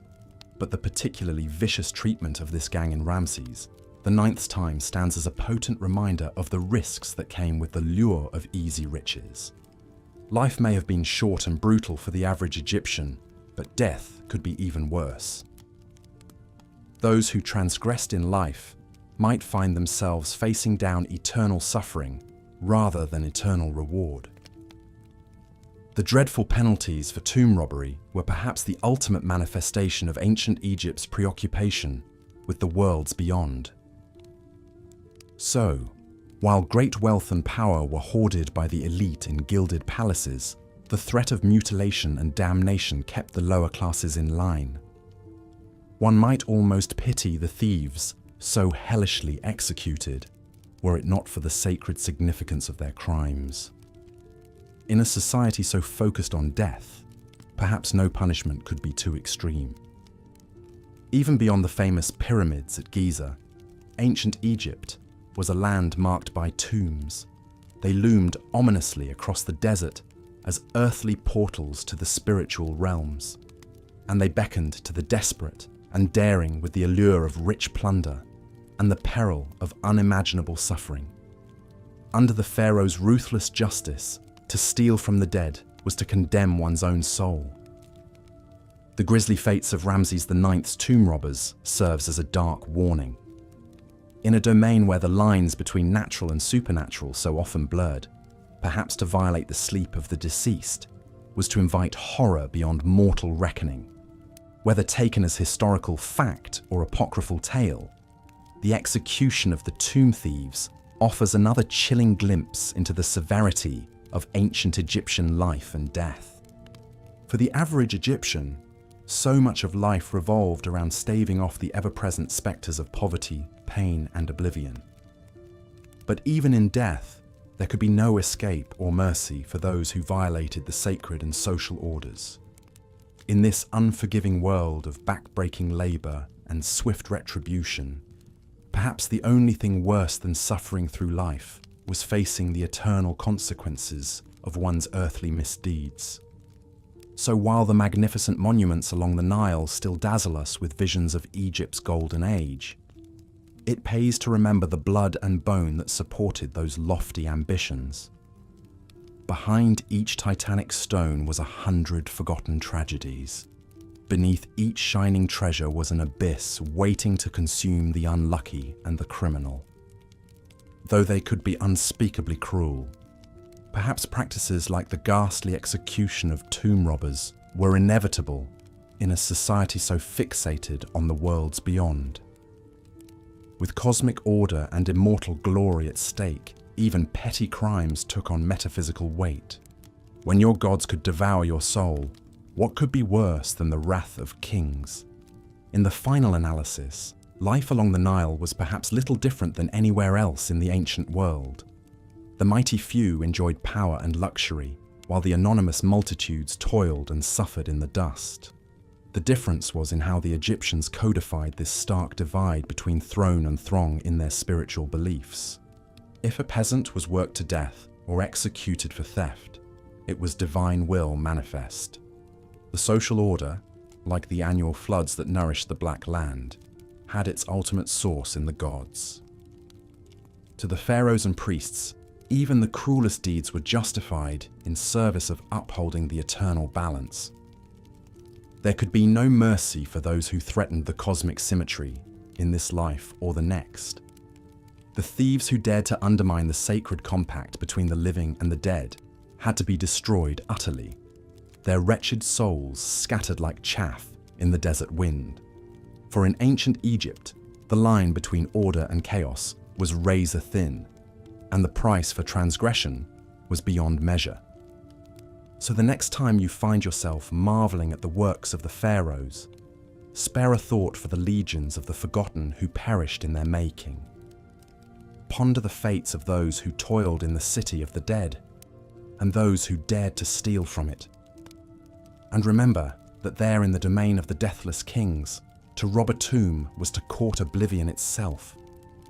Despite the oppressive hardships of forced labour, ancient Egyptians still found small ways to maintain their dignity and humanity. Archaeologists have uncovered evidence of worker villages near the pyramids where the conscripted labourers and artisans lived during the long years of construction. Skeletal remains show many suffered from arthritis, herniated discs, and other repetitive stress injuries. But amidst the backbreaking toil, these workers still carved out an existence for themselves and their families. Excavations have revealed that the labourers lived in simple mud brick apartments laid out in orderly rows. Each unit housed 4 to 8 workers, likely organised into teams. The village even included amenities like communal dining halls, breweries for making beer, and kitchens for baking the abundant bread that formed the foundation of their diet. This suggests that the workers were at least adequately fed and housed, and not simply treated like expendable slaves. We also see evidence of community and social bonds. Potsherds and limestone flakes served as rudimentary writing surfaces, and a few bare messages like "Friends forever" or "May you be well and healthy." Children's toys and carved game boards have been found, hinting at leisure time and the presence of families. And the dead were buried with care, some even with small grave goods. All of this paints a picture not of faceless drones, but of real people enduring together through difficult circumstances, The back-breaking labor in merciless desert heat must have been grueling, but within their camps the pyramid builders could enjoy a modest meal, sip some beer, and perhaps escape their burdens for a while with a game among friends. These simple comforts probably made the difference between soul-crushing misery and a harsh but tolerable existence. Of course, their labor was still forced, and no amount of bread and beer could change the fundamental injustice of their servitude. These workers were not willing volunteers, but captives and conscripts. The term slave may be too simplistic, but they were certainly not free. Their relative privileges were ultimately still granted at the whim of the pharaoh and his officials. The ancient Egyptians had no word for freedom as we conceive of it. Even for those of higher status, one's life was always in service to the god-king and the state. The very concept of individual liberty was as foreign to their world view as the green forests of distant lands. Hieroglyphs speak of serving or following the pharaoh, but never of personal freedom. This lack of even an idea of freedom may be difficult for us to imagine, but in a world where the pharaoh was the earthly embodiment of divine rule, obedience was not just a duty, but the very purpose of one's existence. To toil and sweat in the service of the king was, in a sense, the highest calling, even if it was not a choice. From a modern vantage point, building colossal pyramids to glorify god-kings may seem like a frivolous waste of human effort. The size and grandeur of these monuments required an almost unimaginable marshalling of labor and resources. The Great Pyramid of Giza, for instance, is estimated to have taken around 20,000 workers over 20 years to complete, using more than 2 million limestone blocks, each weighing an average of over 2 tons. Multiply this by the dozens of other pyramids that stud the Nile Valley, not to mention the countless temples, tombs, obelisks, and statues, and the scale of conscripted labor over the centuries becomes staggering. Generations lived and died in service to the pharaoh's monumental visions, an edifice complex unrivaled in human history. Even as the once sharp angles eroded over the millennia, the sheer audacity and hubris of these projects endure. And yet, despite the immense cruelty and exploitation involved, there is still something undeniably awe-inspiring about the pyramids rising eternally from the desert. They are testaments to human ingenuity, skill, and sheer tenacious willpower, even if misapplied. The pharaohs may have been tyrants, but the workers who realized their fevered dreams were not mindless drones. In their own way, they achieved a kind of immortality through their creations. Admittedly, this is cold comfort to the many who suffered and died to achieve that immortality. If given the choice, most would probably have preferred to lead simple agrarian lives, tending to their crops and cattle. Instead, circumstance drafted them into lifelong servitude, hauling multi-ton blocks up an artificial mountain in the scorching heat. Their reward was not riches or fame, but perhaps a slightly larger ration of bread, a jug of beer, and a simple mud brick tomb. Yet even within these harsh constraints, they strove to fill their days with what meaning and humanity they could, however meager. In the end, their legacy is not just in the soaring monuments they left behind, but in the humble traces of their everyday struggles and fleeting joys.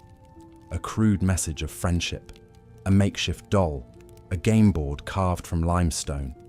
These are the artifacts of real human lives, glimmers of light in the shadow of the pyramids.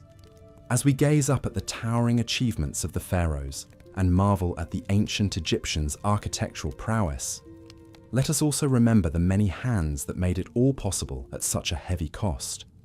The true wonders of Egypt are not just the grand tombs of kings, but the quiet resilience of the laborers who endured lives of grinding hardship to build them. In their own way, they too have endured through the ages, quietly waiting for us to unearth and remember their stories. For all its beauty and mystery, ancient Egypt was a civilization steeped in exploitation from its very foundations. The unimaginable splendor of the pharaohs' courts and the golden glories of their tombs were paid for with the sweat and blood of tens of thousands. This is the dark underside of the dazzling veneer, the cost measured out in endless years of toil beneath the whips of overseers. Yet, it is a testament to the indomitable human spirit that even in the face of such oppression, people found small ways to persist and endure. In the cool shadows of mud brick huts, conscripted pyramid builders found solace in friendship, community, and the modest comforts of food and leisure. They may have been bound in service to the god-kings, but they stubbornly carved out spaces for their own humanity. These everyday Egyptians, whose names are lost to history even as the kings they served live on in eternal fame, are the real ancestors of the land. Dynasties rose and fell, the kingdoms of pharaohs flourished and faded, but the common people endured through the millennia, passing down their quiet resilience from generation to generation. In their stories of suffering and survival, we may find a more relatable and enduring legacy than in all the gold of the royal tombs. The ancient Egyptians believed that to speak the name of the dead was to make them live again. Perhaps then, simply learning about the lives of the pyramid builders and conscripted laborers is a kind of remembrance, a way to honor their struggles and their humanity across the vast gulf of time. They may not have been kings or gods, but they too have earned a place in eternity. Word count, 1,231. The mummified body of the thief lay on display, a grim warning to any who would dare rob the sacred tombs of the pharaohs. Grave robbing was an epidemic during the reign of Ramses IX in the 12th century BC. Times were desperate, and many turned to plundering the riches buried with the kings of old. But the price of feeding one's family with grave goods was a horrific death. The condemned were tortured brutally to reveal the locations of their hidden loot and accomplices. Arms were twisted until they snapped. Backs were lashed into bloody shreds. Embers were pressed into bare flesh. Anything to make them talk. And in the end, they all did. Swift and terrible retribution came next. The lucky ones were simply beheaded, their severed heads mounted on pikes. Others suffered slower, crueler fates, flayed alive, impaled through the gut, or entombed in a sarcophagus with ravenous flesh-eating beetles. The bodies were then mummified and callously stuffed into the very tombs they tried to rob. These ghastly punishments may seem barbaric today, but Egyptian culture held a strong belief in eternal life after death. The pharaohs expected to enjoy forever the treasures buried with them. Stealing those grave goods didn't just deprive the kings of their wealth, it threatened their immortality. Such a sin against the gods could not go unanswered. So the mummies of the tomb robbers stood forever in the tunnels they violated, an eternal sentence. Their disfigured remains proclaimed the perils of desecrating the dead. The authorities made sure all the gory details spread through the kingdom to discourage other would-be thieves. Life may have been desperate for the peasants of ancient Egypt, so poor they would risk even the pharaoh's curse. But in death, the kings always won. The more of their subjects they could pack into their plundered tombs, the better. As if the threat of torturous execution wasn't worrying enough, ancient Egyptians faced plenty of other mortal perils in daily life. The very wildlife of the Nile River Valley where they made their home teemed with deadly animals. The Nile's banks crawled with Nile crocodiles, enormous armored reptiles that could drag a fisherman to his doom in a flash of thrashing teeth. Portly hippos may look docile, but they are fiercely territorial and can slice a man in half with their great tusks. Growling lions prowled the desert dunes, occasionally picking off a shepherd or a wanderer. Poisonous serpents like cobras and vipers lurked in the underbrush or coiled beneath woodpiles, striking out with lethal venom. And the dagger-like stingers of desert scorpions packed an agonizing toxic punch, No Egyptian was ever far from something that could kill them, from the lowliest mud-splattered peasant to the highest-born royal. Even Pharaoh Menes, the legendary unifier of Egypt himself, is said to have met his end in the jaws of a rogue hippo along the riverbank. Nature's fury spared no one. Of course, humans weren't the only ones who suffered from the deadly fauna of the Nile. The beasts took their toll on each other as well. A tomb painting from around 1900 BC depicts the story of a humble herdsman named Tabubu and his harrowing encounter with a lion. As Tabubu drove his cattle along their grazing grounds one evening, he suddenly heard a terrifying roar. Whirling around, he came face to face with a mighty male lion, its tawny mane bristling and yellow eyes glaring. Tabubu froze in utter fear, knowing he was no match for this ultimate predator. The lion crept closer, muscular shoulders rippling beneath its hide. It let out a chilling growl that turned Tabubu's legs to water. He could only watch helplessly as the great cat sprang at his herd, crushing a young calf's neck with one slash of its terrible claws. As the rest of the cattle bellowed and stampeded in panic, Tabubu seized his chance. He turned on his heel and fled, knowing he was abandoning his livelihood, but desperate to save his own skin. The dying bleats of the calf echoed behind him as he ran. Tabubu managed to reach safety and lived to tell the tale depicted on the tomb wall. But his ordeal was an all too common one. For peasant farmers and herdsmen, protecting their animals from the likes of lions, crocodiles, and hippos was a constant struggle. A struggle that could mean the difference between putting food on the table or going hungry. But perhaps no pests wreaked more havoc upon the ancient Egyptians than creatures of a much smaller size, the insects. While the scarab beetle was revered as a sacred symbol of rebirth, most of Egypt's insects sparked only revulsion and fear. Locusts were the most dreaded of all. Huge swarms of these voracious grasshoppers would descend upon the land seemingly out of nowhere, covering the skies like a writhing curtain for miles. They devoured every plant in their path, stripping fields bare of wheat, barley, and vegetables in hours. A severe locust infestation could completely decimate harvests, leaving no food to fill the kingdom's granaries. Famines followed in the insects' wake as surely as the gnawed stubble of ravaged crops. All the farmers could do was pray, burn offerings, and wait for the relentless swarms to pass. Other creeping and buzzing vermin made the Egyptians' lives a daily misery. Flies swarmed around them in thick, droning clouds, and mosquitoes whined incessantly in their ears at night. Ants invaded their mud brick homes, and roaches skittered underfoot. Lice and biting fleas tormented their skin, and intestinal worms robbed their bodies of precious nutrients. All these parasitic pests not only made for constant discomfort, they spread disease. With poor sanitation and close quarters, outbreaks of malaria, dysentery, and typhoid fever scourged the populace. The Egyptians had no understanding of the role insects played in dispersing these illnesses. They could only blame the gods or evil spirits.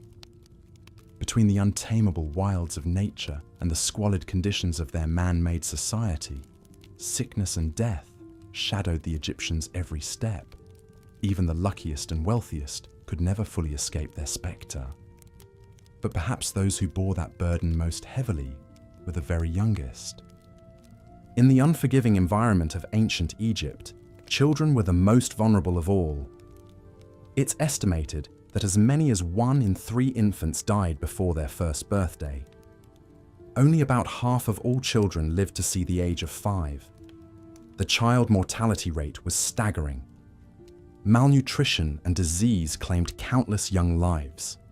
Starvation was an ever-present threat for the poorest families, and even the more prosperous struggled to nourish their children during lean times and famines. Contaminated food and water spread dysentery, cholera, and other deadly intestinal diseases. Childhood injuries and accidents were often fatal as well. Young ones tumbled into the Nile's waters and never resurfaced, or were snatched by crocodiles as they played on the banks. They were trampled by oxen in the fields or crushed under toppling mud brick walls. Snake bites, scorpion stings, and infected wounds frequently proved too much for their small bodies to overcome. But even more insidious were the ailments no one could see. Invisible, microbial killers that struck without warning. Newborns shuddered with tetanus contracted through the cut of an unclean blade. Diphtheria ravaged tiny throats and choked the breath from fragile lungs. Scarlet fever scorched across delicate skin and seared vulnerable brains.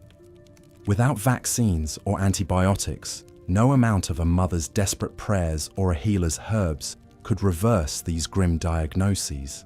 Parents were left clutching, cooling, lifeless forms to their chests, keening their grief to an indifferent sky. So ubiquitous was childhood death that the Egyptians almost seemed to expect it. Many didn't name their babies for months after birth, perhaps to spare themselves even greater heartache when the near-inevitable loss occurred. Children weren't seen as full members of society until around the age of 5 or 6, when their odds of survival finally improved. For those youths who did endure, there was little time to celebrate. As soon as they were able, most children were put to work alongside their elders. Farmers' sons followed their fathers into the fields. Daughters helped their mothers grind grain, carry water, and tend to younger siblings. In artisans' workshops, nimble young fingers wove flax into linen and shaped clay on the potter's wheel. Among the poorest families, children as young as 5 could be sold into servitude to pay off their parents' debts. They might labor as unskilled workers on the pharaohs' building projects, hauling bricks and buckets of sand bigger than they were. Or they would be sent to toil in a noble's home, sleeping on the kitchen floor and scrubbing, fetching and serving from dawn to dusk. This backbreaking labor took a harsh toll on growing bodies already weakened by malnourishment and illness. Many children bore evidence of severe anemia, stunted growth, spinal deformities, and degenerative joint diseases. Others lost fingers, toes, or limbs to infected wounds and fractures that never healed right. But perhaps most poignant are the rare archaeological finds that attest to the love behind the loss. In the ruins of the workers' cemetery at Deir el-Medina, a child-sized mummy was discovered, still clutching a beloved toy carved in the shape of a cat. A baby buried with a rattle fashioned from a turtle shell, so they would never feel alone. Heartbreakingly small skeletons were unearthed, still enfolded in their weeping parents' arms, interred together for all eternity. Delicately painted wooden coffins held the fragile remains of infants, commissioned despite the crushing poverty of their bereaved families. These whispering remnants remind us that no matter how long ago they lived, these were parents who adored their children. Each of these burials represents a life cut monstrously short and a grief too heavy to ever fully leave behind. The ancient Egyptians may have had no choice but to carry on in the face of such staggering childhood mortality. But the pain of a parent who has had to lay their precious child into the dust is timeless and unending. But tragically, once an Egyptian managed to survive the perils of childhood, the dangers of growing up still weren't over. As children developed into puberty, the grim threat of death in childbirth reared its ugly head for half the population. In ancient Egypt, as in most societies throughout history, a woman's primary role was to marry and bear children to carry on the family line. Girls were seen as fertile property first and foremost, and their individual hopes and desires came a distant second to their marital obligations. Daughters were considered under the strict authority of their fathers, brothers, or nearest male relative. When deemed old enough, usually by the age of 12 or 13, a girl would be married off to the husband of her father's choosing. Her groom was often significantly older than her, and the match was based on social status and economic or political benefits rather than love. From there, a new wife's chief duty was to bear her husband as many children as possible, especially sons. But in an age before modern medicine, this biological imperative came at a devastatingly high cost. Complications of pregnancy and childbirth were the leading cause of death for women in their reproductive years. Without reliable contraception, an Egyptian woman could expect to become pregnant 5 to 8 times over the course of her life. Each pregnancy was grueling in a time of poor nutrition, inadequate prenatal care, and physical hardships. Expectant mothers continued to perform grinding domestic labor and haul heavy loads right up until their babies arrived. The childbirths themselves were excruciating and perilous ordeals, fraught with the possibility of life-threatening complications that the women were ill-equipped to survive. Laboring mothers writhed and pushed for hours or days, with only the most rudimentary assistance and comfort. Trusted female relatives and midwives attended them, but these helpers could only call upon traditional folk wisdom, herbal remedies, and prayers to the goddess Taweret. All too often, that wasn't enough. Babies became hopelessly stuck in the birth canal, slowly suffocating as their exhausted mothers hemorrhaged around them. Fetuses that couldn't fit through narrow hips were dismembered with primitive instruments. Infections raged and claimed feverish bodies. Women's perineums ripped beyond repair, leaving them with lifelong agony and incontinence if they didn't bleed out first. Even if a new mother managed to successfully deliver a healthy baby, her risks were far from over. The postpartum period was rife with opportunities for further loss of life. Retained placentas caused septic shock. Breastfeeding difficulties and mastitis wasted women to shadows. Fatal blood clots lodged in weakened lungs and stopped tired hearts.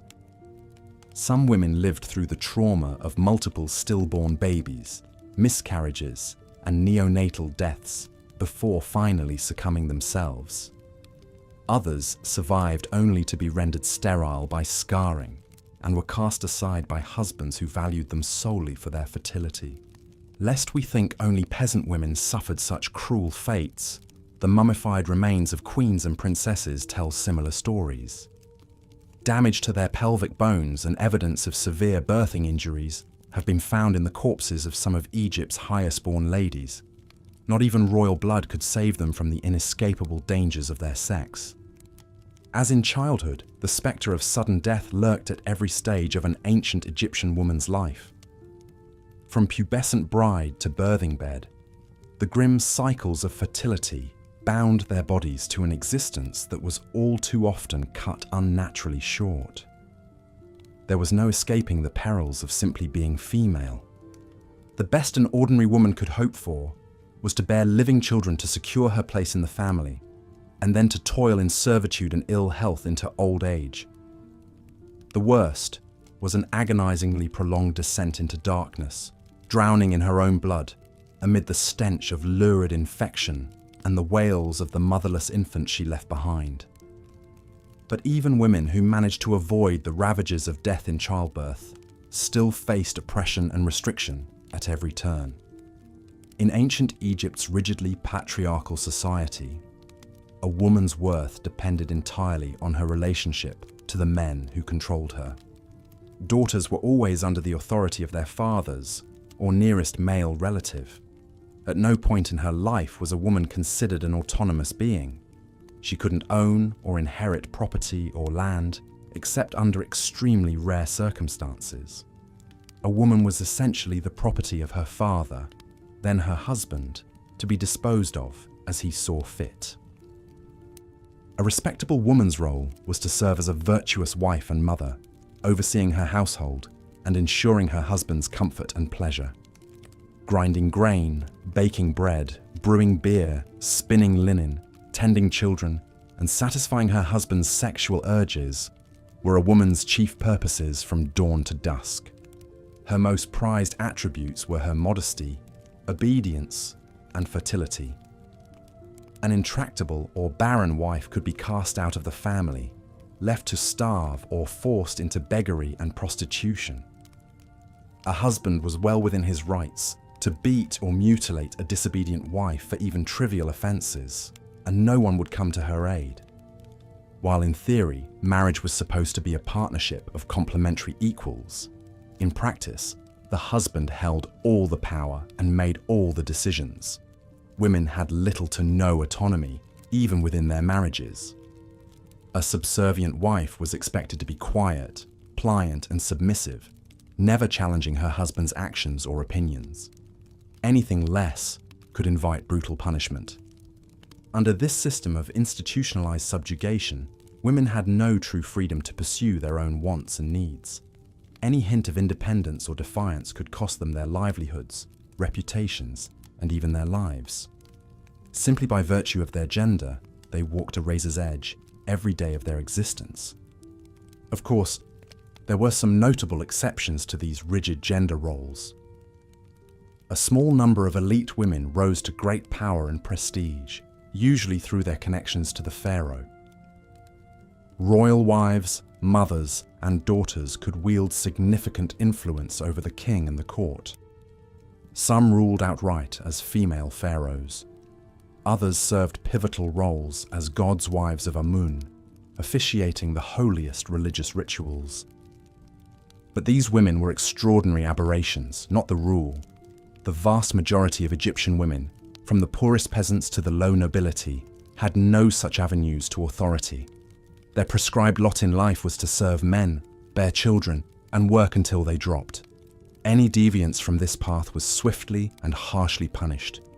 Even one of ancient Egypt's most famously powerful women was still ultimately subservient to the men in her life. Queen Nefertiti, the great royal wife of the rebel pharaoh Akhenaten, is renowned for her stunning beauty and the unprecedented status she held in her husband's reign. Reliefs and statuary depict Nefertiti in poses previously reserved only for a pharaoh, such as crushing Egypt's enemies beneath her feet. She is shown officiating in religious ceremonies alongside Akhenaten, not as a meek consort, but as a partner, a revolutionary concept. Some evidence even suggests she may have ruled in her own right after his death. But despite her privileged position, Tabubu's frightful encounter with the lion highlights the ever-present dangers that wildlife posed to the ancient Egyptians, even in their day-to-day activities. Lions, along with crocodiles, hippopotamuses, cobras, and scorpions were a constant threat, particularly for those who worked outdoors in fields or along the Nile. A moment's inattention or a stroke of misfortune could lead to tragedy. But it wasn't just large, ferocious beasts that made life miserable for the Egyptians. Smaller creatures like insects and rodents also took a heavy toll. Locust swarms were an occasional but devastating menace, capable of stripping fields bare of crops in a matter of hours. A major locust infestation could wipe out food supplies, causing widespread famine and starvation. Even in regular times, pests like mice, fleas, flies, and grain weevils made Egyptian homes rather unpleasant places to inhabit. These vermin spread filth, spoiled food stores, and carried diseases, much to the distress of families. It was an unending battle to keep them at bay in the cramped living quarters.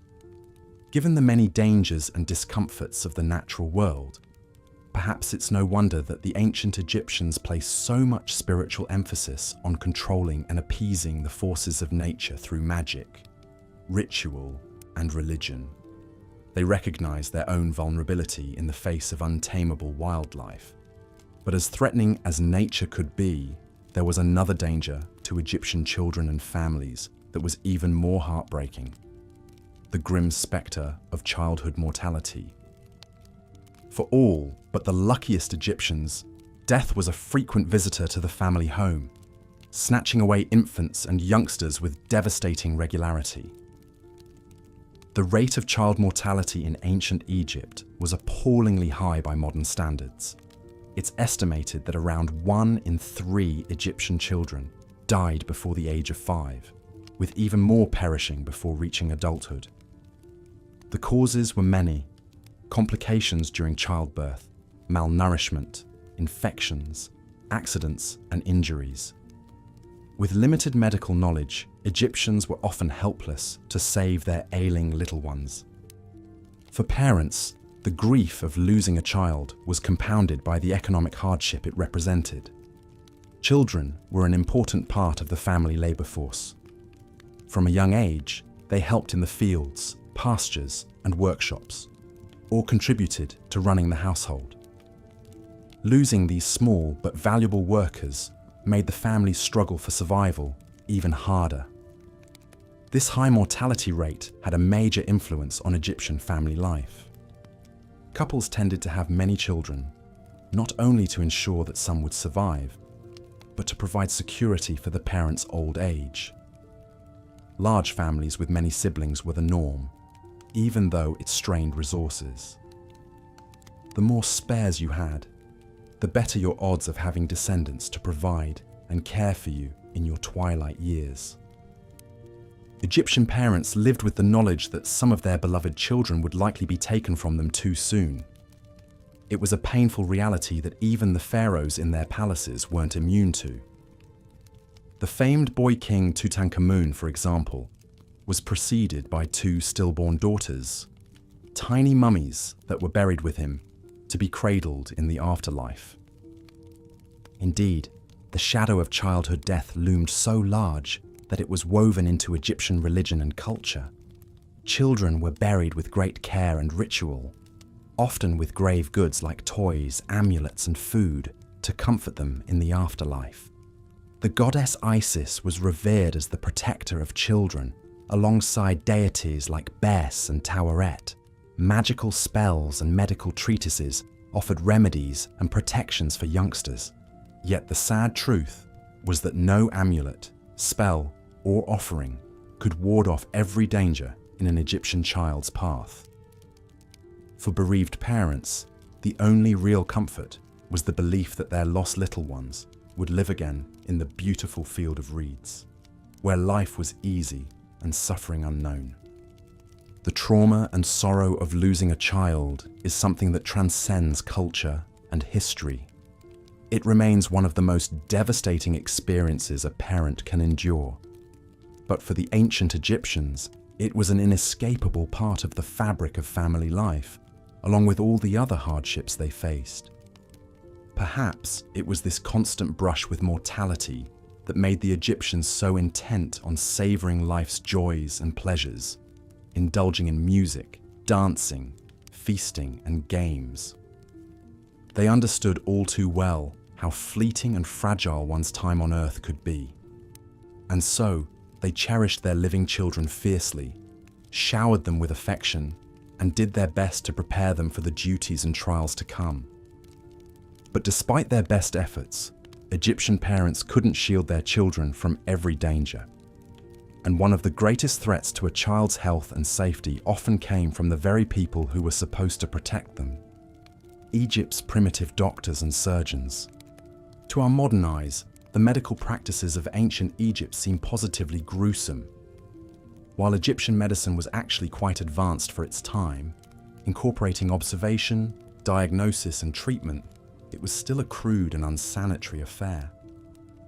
Much of an Egyptian doctor's repertoire would be considered barbaric by today's standards. Medicines were made from all sorts of nauseating ingredients like rotten meat, animal dung, fly specks, and dirt. Cuts and wounds were dressed with raw meat poultices crawling with bacteria. Headaches and seizures were treated by drilling holes in the patient's skull. Ailments and illnesses were blamed on evil spirits or the malign influences of deities. Surgery, too, was a grisly business. While Egyptian surgeons were skilled enough to set broken bones, repair wounds, and even conduct brain surgery, their operations were medieval in nature. There was no anesthesia beyond a swig of alcohol or a knock to the head, no antiseptics or sterile tools, just knives, hooks and saws that were wiped clean and used again. It's a wonder that anyone survived these procedures at all. We can perhaps forgive the Egyptian physicians for their shortcomings. After all, they were working without the benefit of modern medical knowledge. They could not see the germs that caused infection, or understand the circulatory system, or diagnose internal ailments through X-rays and scans. In a world where even a minor scrape could lead to a fatal infection, their brutal treatments likely did save some lives. Still, an ancient Egyptian sickbed was the last place you'd want to be. Your suffering would likely be prolonged with ineffective and excruciating treatments. And if you were unlucky enough to be selected for surgery, you had to pray that your constitution was strong enough to withstand the shock and blood loss, and that Sekhmet or Heka would save you from succumbing to your doctor's cures. We can see a glimpse of this frightening medical landscape in the famous Edwin Smith papyrus. This ancient Egyptian text, dating back to 1600 BC, is the oldest known surgical treatise in the world. It's a stunningly detailed document describing 48 different medical cases and their treatments, from head wounds to spinal injuries. One particularly graphic case details a patient with a compound fracture of the skull. The unlucky patient's brain is exposed, pulsing through the shattered bone. The attending surgeon calmly assesses the wound, probing it with his fingers, noting the bleeding and the sunken fragments of skull beneath the scalp. His recommended treatment? Poultices of honey, oil, and lint to cover the gaping wound, prayers and spells to the healing deities, and a grim warning that this is an ailment not to be treated. In other words, the patient is likely doomed. It's a chilling snapshot of the stark realities of Egyptian medicine. No comforting bedside manner, no pain relief, no real hope for recovery from a catastrophic injury. Just pragmatic, almost detached analysis, and an unspoken acceptance that the human body's fragilities and mysteries were beyond the physician's powers. For most patients, the best-case scenario was likely a prolonged and unpleasant recovery, with the added risk of complications and secondary infections. The worst case was an agonizing, drawn-out death, often caused by the very treatments that were supposed to save them. It's a far cry from the gleaming hospitals and advanced surgeries of today, but as brutal as Egyptian medicine could be, it was still a vital and respected part of their society. Doctors were highly regarded professionals, sometimes even accorded semi-divine status. Their skills and knowledge were seen as a gift from the gods, a weapon in the eternal battle against suffering and death. And in a world where so many perils lurked, from wild beasts to raging battles to the simple ravages of time, those skills were always in demand. The ancient Egyptians could only place their trust in the wisdom of their doctors and pray that Heka, Sekhmet, and Isis would guide their hands. They had little other choice. The grim litany of dangers and hardships we've explored, from the harsh environment to oppressive rulers to unseen parasites and diseases, paints a harrowing picture of life in ancient Egypt. It was a world where suffering and struggle were woven into the very fabric of existence for all but a charmed few. Yet in spite of the many trials they faced, the Egyptians managed to build one of the most enduring and spectacular civilizations in human history. Their monuments still tower over the desert sands. Their golden masks and sarcophagi glimmer in museum vitrines. Their gods and myths continue to captivate our imaginations. How did they achieve such heights in the face of such adversity? Sheer tenacity, ingenuity, and grit, for starters. The ancient Egyptians were masters of persevering through hardships, of finding ways to adapt and innovate, of harnessing the power of human cooperation on a massive scale. But more than that, they were driven by a powerful set of shared beliefs. A conviction that the gods could be appeased and the forces of nature controlled through worship and ritual. A faith that earthly power mirrored heavenly order, and that their pharaohs had a divine mandate to rule.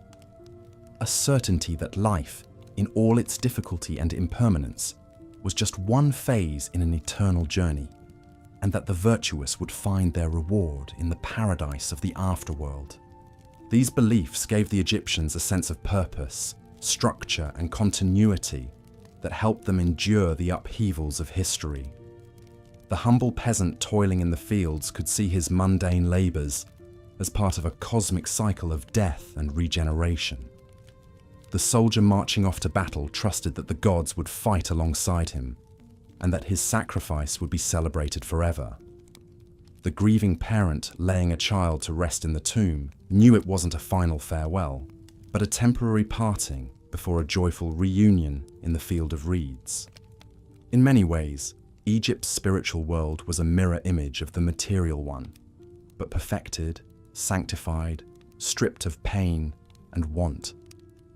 It was an idealized plane of existence where the Nile never ran dry and the harvests never failed, where bodies were made whole and incorruptible, where justice always prevailed and all souls found peace.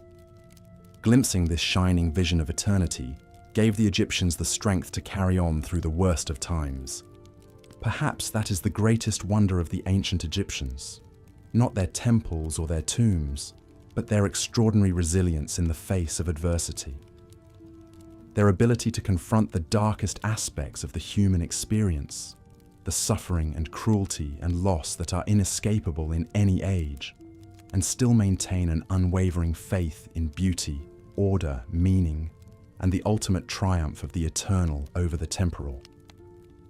It's a staggering existential achievement, one that resonates with us still across the vast gulf of time. We may have antibiotics and air conditioning and the rule of law, but we still grapple with the fundamental vulnerability of the human condition. We still seek to impose a measure of meaning and permanence on the chaos of the world.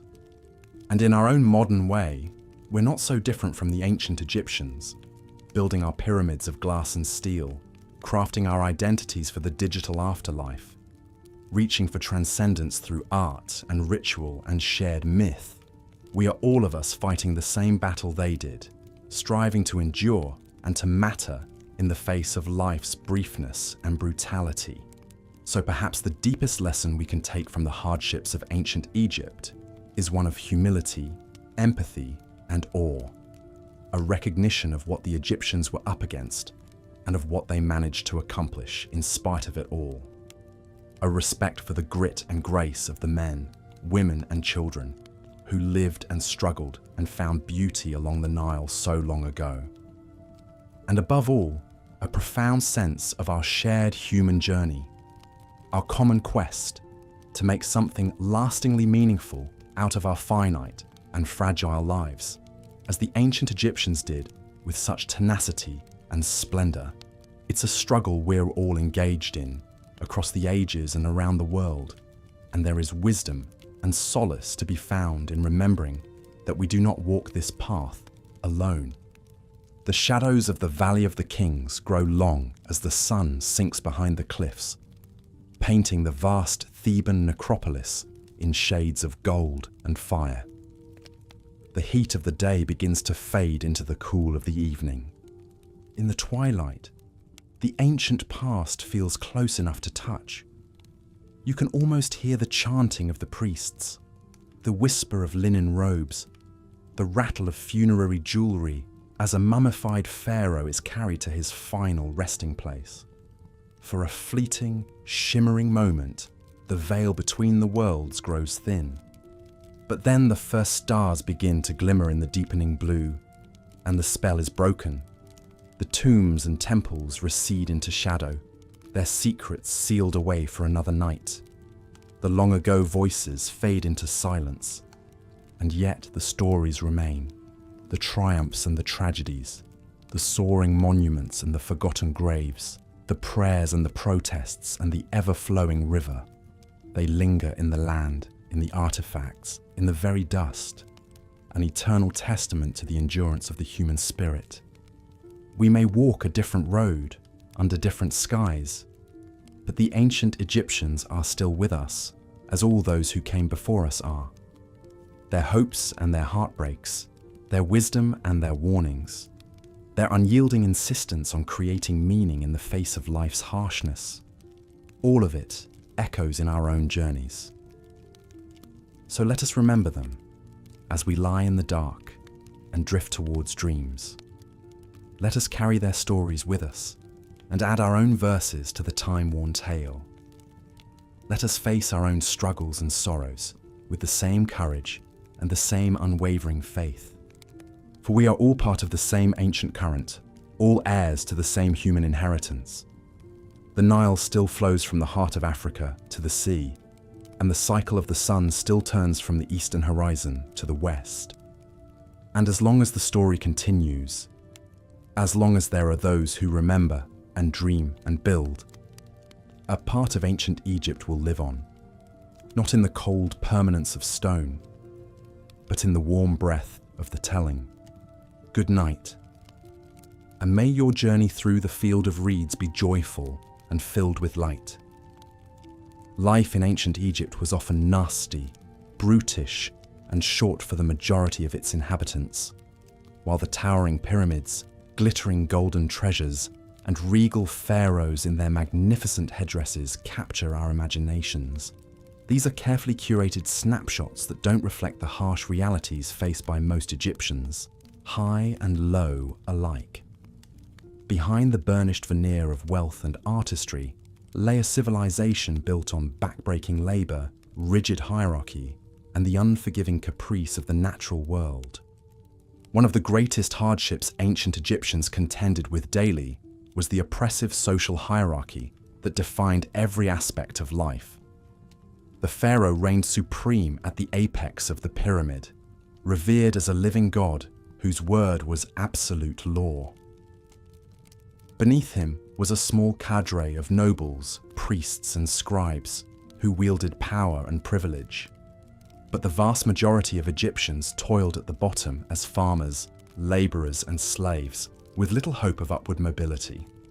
The lives of the peasantry were an endless cycle of ploughing, planting, harvesting, and paying heavy taxes in grain to the state and temples.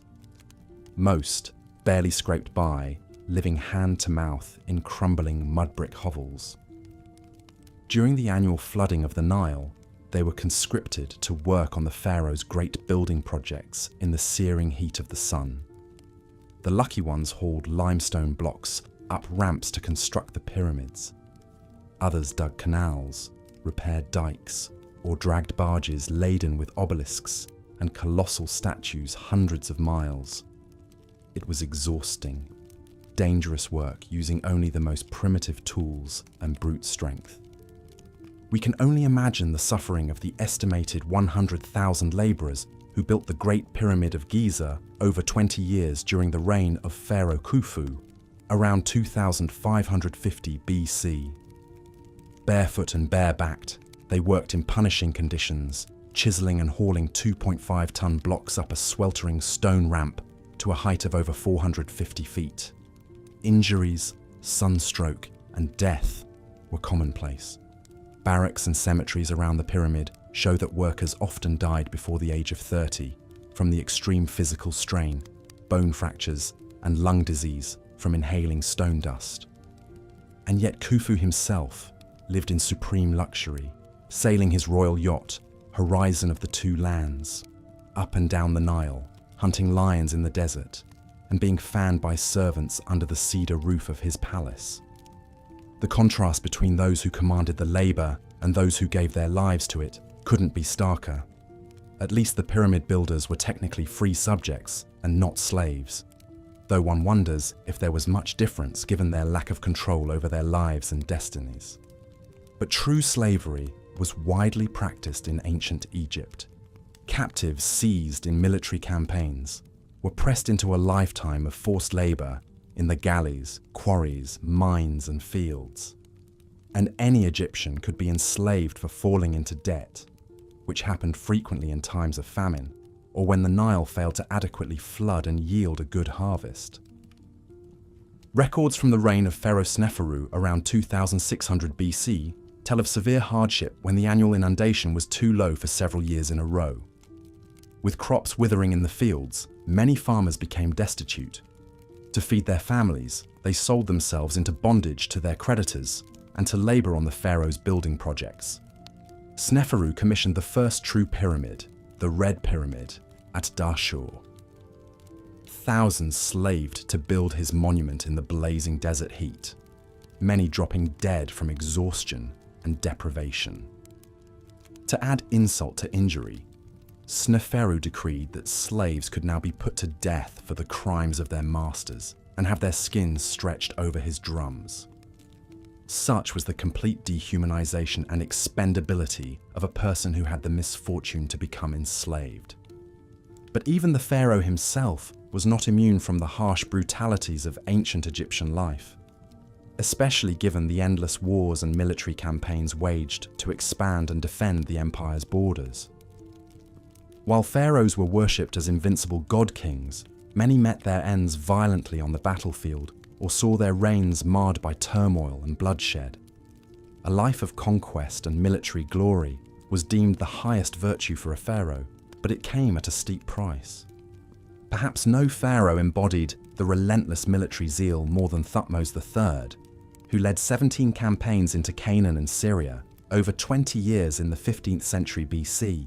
At the Battle of Megiddo, Thutmose crushed a coalition of rebelling Canaanite chieftains after a daring march through a narrow mountain pass. He slaughtered hundreds, displayed their bodies before the city walls, and took their hands and penises as grisly war trophies. As the annals boast, His Majesty returned in joy of heart to his father Amun. His Majesty came bearing the plunder with Asiatic captives, chiefs' children, and their horses. The total, 340 living prisoners and 83 hands. Years of desert warfare undoubtedly took a physical and mental toll on Thutmose. The heat, exertion, strain, and stress weathered his features, carved new scars and lines into his flesh. And what of the thousands of young Egyptian men who marched off to fight alongside him, never to return, or who came back maimed, burned, and broken in body and spirit? How many wives became widows? How many children were left fatherless? And how many parents mourned sons lost to the pharaoh's glory? The price of empire was paid in blood. Even in times of peace and plenty, average Egyptians had little respite from the hardships of their daily existence. The unforgiving climate and environment along the Nile were a constant source of misery that knew no social class. From nobleman to fisherman, the merciless Egyptian sun beat down on all, scorching exposed skin and stinging the eyes with its glare. Shade was scarce in the villages and fields, and sunstroke felled many who laboured too long without respite from the heat. Dehydration was an ever-present threat that could kill a man as surely as any weapon. The annual Nile flood, so critical for irrigating the fields with rich black silt, also brought destruction and danger. A flood that was too high could wash away entire villages, drown livestock, and leave thousands destitute. But a flood that was too low withered the crops and brought famine, as it did during the reign of Pharaoh Djoser around 2670 BC. Djoser, who commissioned the first step pyramid at Saqqara, faced a crisis when the Nile failed to rise for several years, leaving the fields parched and cracked. People wailed in the streets, children's bellies swelled with hunger, and the air reeked of rotting cattle carcasses. Djoser had to open the state granaries and import food from abroad to stave off collapse. But even when the Nile behaved, it was full of dangers. Crocodiles basked menacingly on the banks, ready to drag the careless to a watery demise. Hippos capsized fishing boats and mauled villagers who strayed too close. And the river harboured the dreaded schistosomiasis worm that caused an agonizing, bloody urinary disease. Daily life was stalked by perils at every turn. For most ancient Egyptians, home offered little refuge from the harsh environment.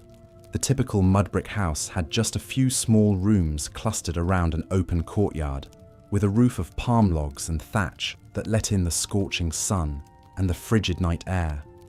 Furniture was minimal: a low stool, a wooden headrest, some woven reed mats for sleeping on the packed dirt floor. Rodents, scorpions, and snakes often crept in through the crevices. Hygiene and sanitation were poor. Garbage and human waste piled up in fetid heaps that attracted insects and disease. Most people had just a single linen garment to wear until it rotted off their backs. Diet for the lower classes was also spare and monotonous. Bread and beer formed the cornerstone of most meals, along with some vegetables like onions, lentils, and radishes. Meat was a rare luxury.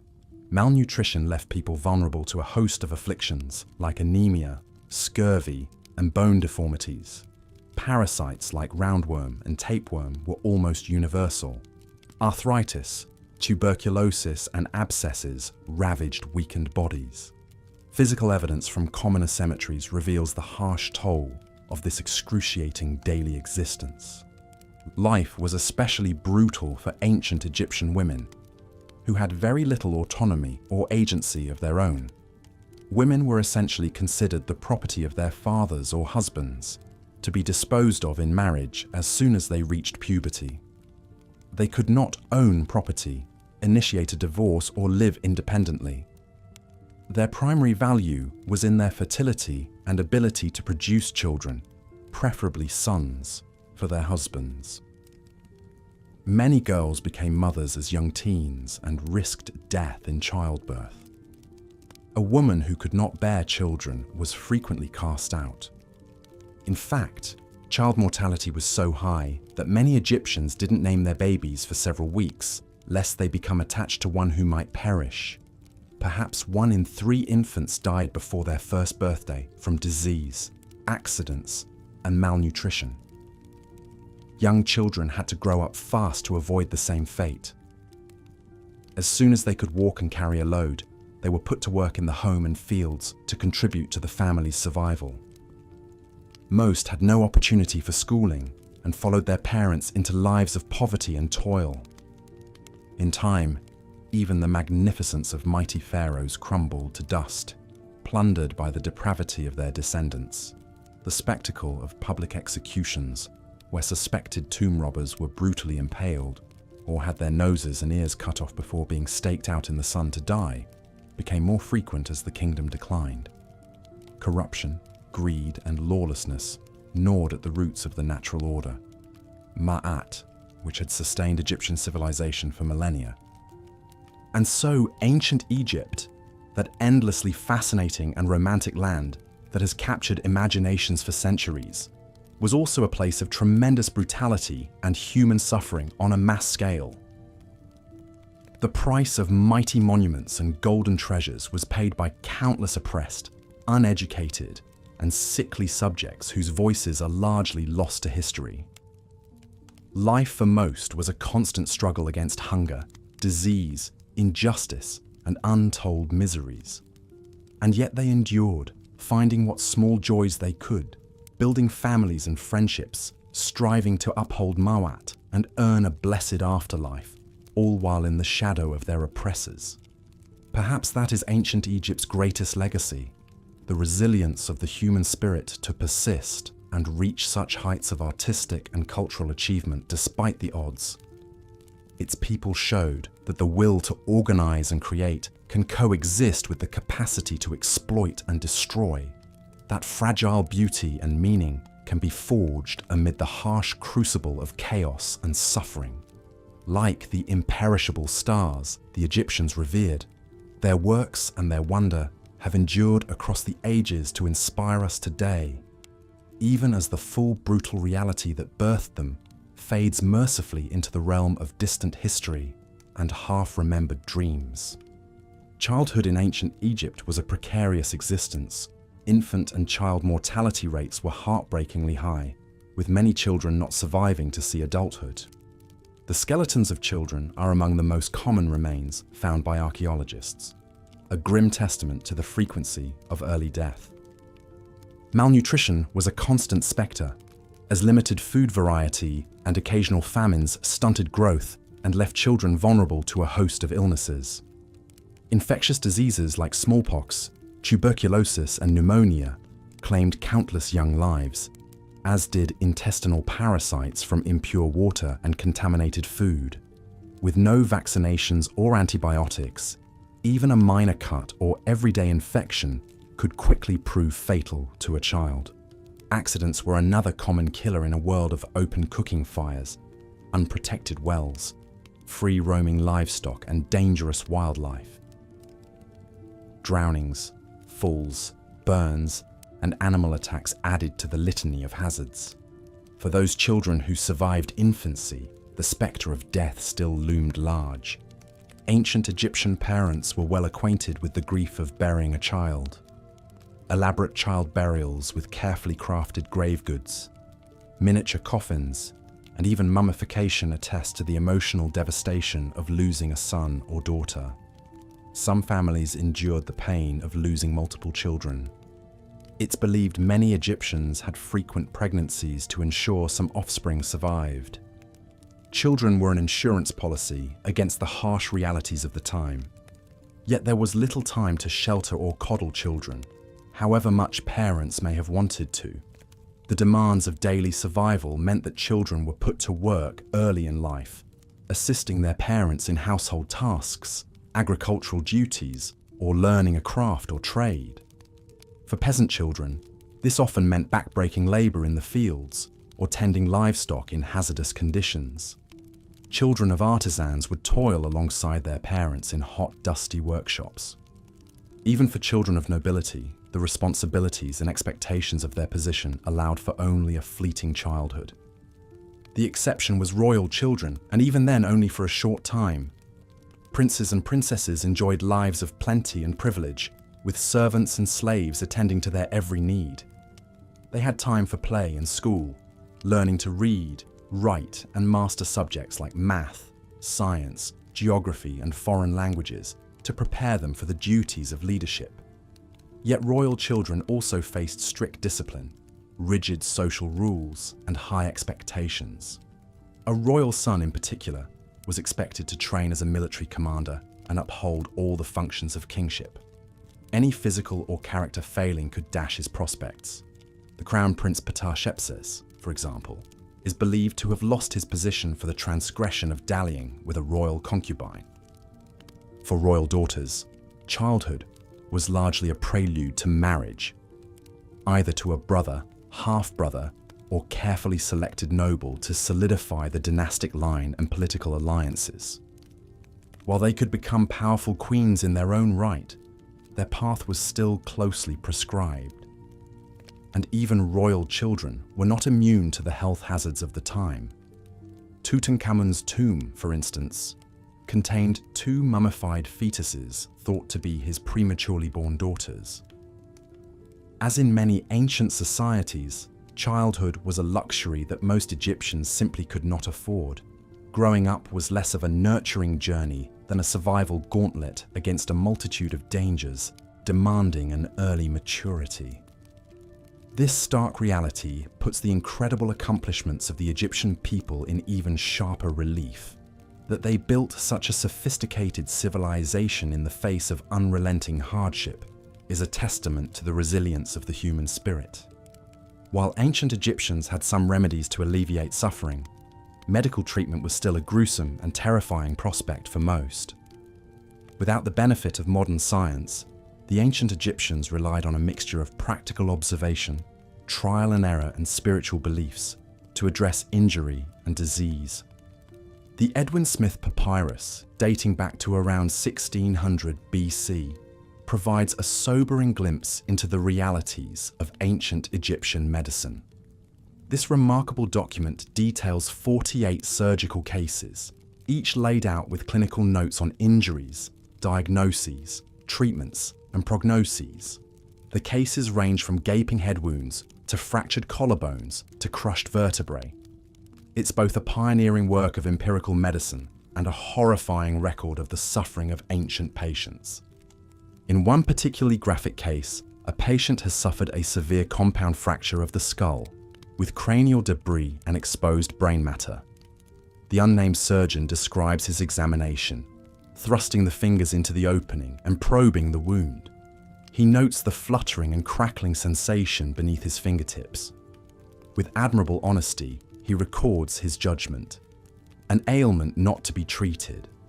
For this unfortunate patient, The injury was deemed too catastrophic for intervention. Other treatments described in the papyrus and other medical texts are scarcely less harrowing. Broken bones were set with wooden splints, wounds stitched up with linen thread or bronze wire. Lacerations were cleaned with copper salts, which had antiseptic properties. But there was no understanding of germs, and thus no sterile technique. Infection was a constant risk. Cauterization with red-hot irons was a common recourse for stemming blood loss and sealing wounds, a horribly painful process. For internal ailments, Egyptian physicians prescribed a host of potions, poultices and purges, made from herbs, minerals, and animal products. Moldy bread was applied to infections, a primitive sort of antibiotic. Honey was used as a salve for cuts and burns. Raw meat was packed into open wounds to promote healing. Onions and garlic were consumed to boost health. Yet many treatments were utterly misguided, based more on superstition than science. Leeches and bloodletting were thought to purge the body of unbalanced humours. Incantations and appeals to deities were recited in the belief that sickness was divine punishment. Animal dung was a popular ingredient in many remedies.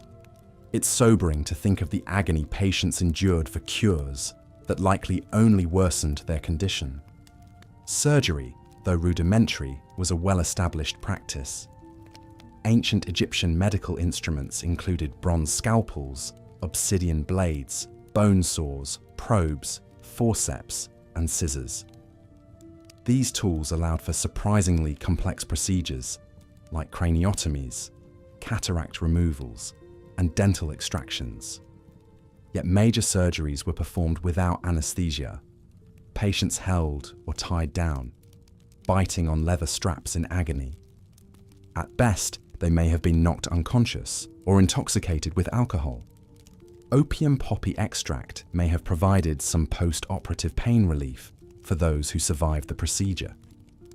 Despite the best efforts of skilled physicians, many patients succumbed to complications, shock, and sepsis. Mummified remains show the scars of all manner of medical interventions, from healed fractures to cranial boreholes to amputations. These were the lucky ones. Untold others surely died on the operating tables of the Old Kingdom. While ancient Egyptian medicine was advanced for its time, laying the foundation for later Greco-Roman and Arabic medical traditions, its limitations meant a great deal of unnecessary suffering. In a world without germ theory, antibiotics, or pain management, even minor injuries and illnesses were a source of dread. The fear of a toothache, a broken bone, or an infected cut was entirely justified. To be sick or injured in ancient Egypt was to be at the utter mercy of primitive medicine. For all but the luckiest patients, treatment was as brutal as the underlying condition. It was a reality that even the wealthiest and most powerful could not escape. As we ponder these grim aspects of ancient Egyptian life, it's important to remember that this was the daily existence for millions of people over thousands of years. The accomplishments of this great civilization, from the majestic pyramids to the sophisticated irrigation systems to the exquisite artistic works, were achieved in the face of unimaginable adversity. The Egyptians lived, loved, created, and endured despite the constant spectre of disease, injury, violence, oppression, and loss. Their tenacity in building a society of such grandeur and resilience is awe-inspiring. Yet we must be cautious not to romanticize this resilience. The hardships of ancient Egyptian life were not noble or ennobling. They were tragic and often needlessly cruel. The majority of people lived in grinding poverty, with few rights or freedoms, under the constant threat of sickness, hunger, and mistreatment. That they persevered is a testament to the human will to survive, but it does not negate the injustice of their circumstances. In studying ancient history, it's easy to get swept up in the grand narratives of kings and conquests, the dazzling artifacts and architectural wonders. But we must also acknowledge the darker undercurrents, the stark inequalities, the casual brutality, the precariousness of life for the masses. Only then can we truly appreciate the full scope of the human experience across the arc of time. The story of ancient Egypt, then, is not just one of monumentality and mystery. It is also a story of struggle and striving in the face of often overwhelming odds. It's a reminder that behind every great achievement are countless untold tales of hardship and perseverance. The Egypt we marvel at today was built on the suffering of millions who toiled, endured, and hoped for a better life under the relentless sun. As we conclude our journey through the darker aspects of ancient Egyptian history, we are left with a profound sense of perspective. The grandeur of the civilization takes on a new poignancy when balanced against the grim realities faced by its people. Their lives were, by our modern standards, often brutish and short. Yet they endured, generation after generation, to build a society of such enduring influence and fascination. Perhaps the greatest lesson we can take from this exploration is one of empathy and humility. It's easy to judge the past through the lens of our present sensibilities and knowledge, but to truly understand a civilization, we must strive to see the world as they did, with all the fears, beliefs, limitations, and aspirations that shaped their choices and actions. In the end, the ancient Egyptians were not so different from us. People striving to make sense of their world, to find meaning and joy in the face of hardship, to leave a mark upon the shifting sands of time. Their triumphs and their tragedies echo across the millennia, reminding us of the shared humanity that binds us across the ages. So let us remember the ancient Egyptians not just for their pyramids and pharaohs, but for their resilience in the face of unrelenting adversity. Let us marvel at their ingenuity and artistry, while also acknowledging the suffering that so often underwrote it. And let us approach their history with empathy and respect for the countless nameless souls who lived, struggled, and died along the Nile's winding course. In doing so, we not only enrich our understanding of the past, but also our appreciation for the present and our hopes for the future. For as long as humans have walked this earth, we have faced hardships and found ways to overcome them. That eternal cycle of struggle and resilience is the very essence of our shared story, a story in which ancient Egypt plays a profound and enduring part. And so we come to the end of our journey through the darker annals of Egyptian history. As we drift off into slumber, let our dreams be haunted not by the spectres of suffering, but illuminated by the eternal light of the human spirit that shone so brightly in the land of the pharaohs. For in confronting the shadows of the past, we emerge with a fuller understanding of the radiance of human resilience.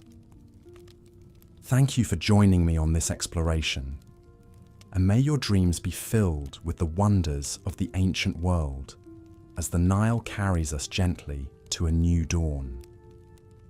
The life of a slave in ancient Egypt was a brutal existence of backbreaking labor, meager rations, and the constant threat of punishment or death. Slaves were considered the property of their masters, to be used and disposed of as seen fit. Most were captives, taken in wars with neighboring lands like Nubia to the south. Others fell into debt bondage, forced to toil endlessly to repay loans. The lucky slaves worked as domestic servants in the households of the wealthy, where conditions were somewhat better, but the vast majority slaved in the fields from dawn to dusk, planting, tending, and harvesting crops along the Nile.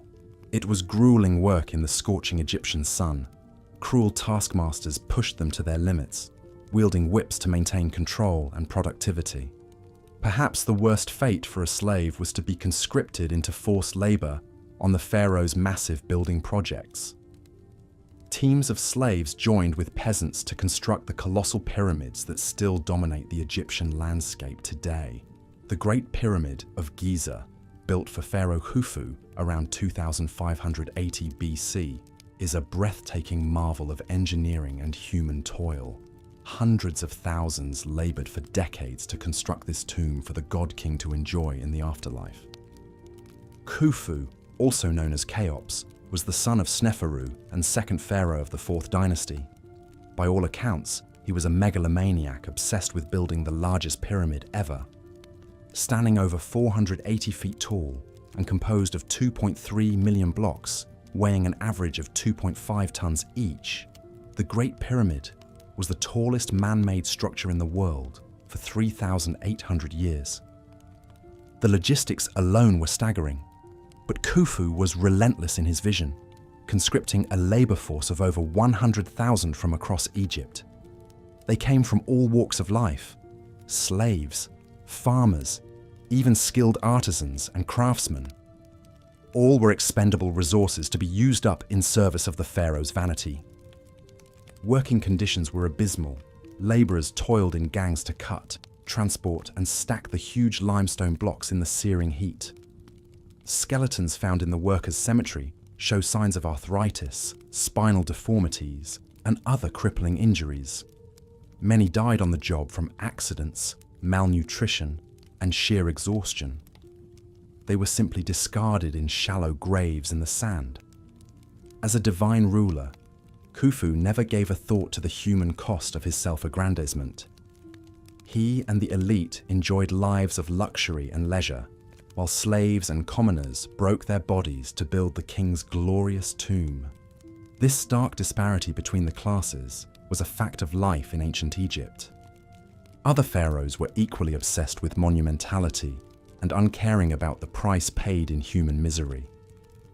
Sneferu, Khufu's father, constructed 3 pyramids that were only dress rehearsals for his son's magnum opus. The first, the Medum Pyramid, was a stepped structure that the pharaoh decided to encase in limestone to create smooth sides.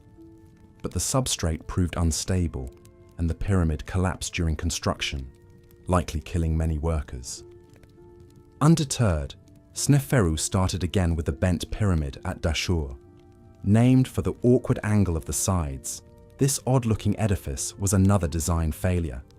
The king ordered the pyramid built on unstable ground, and the base started to sink during construction.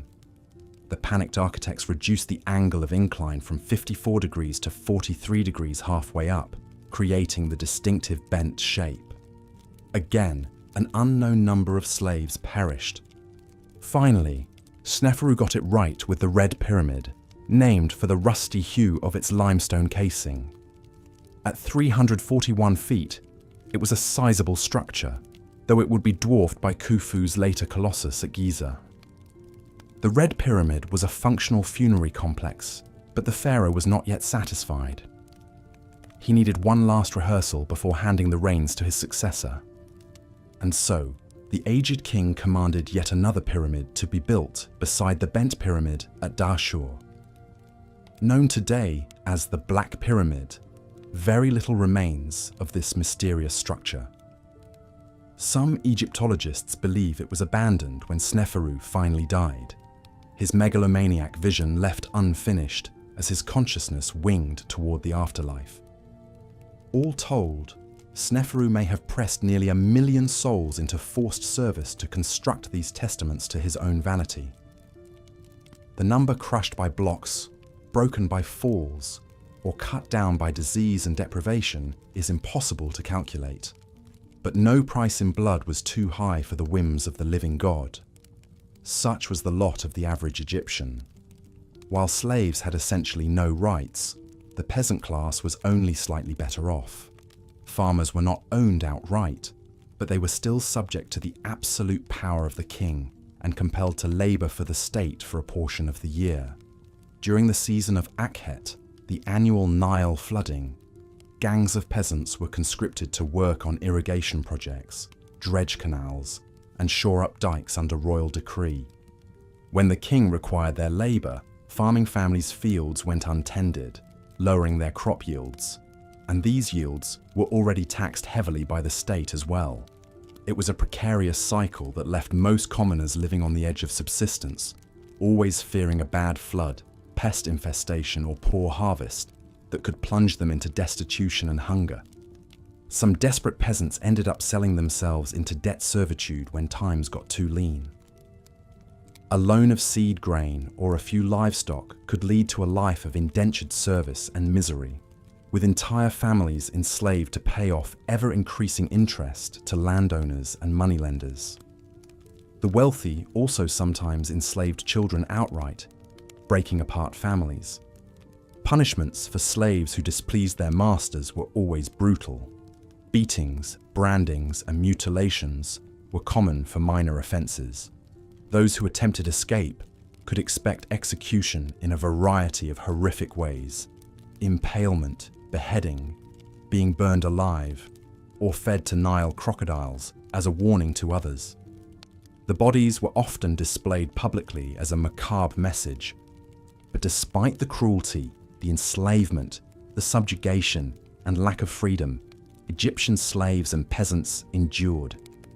They raised families, told stories, sang songs, and made the best of their difficult lot in life.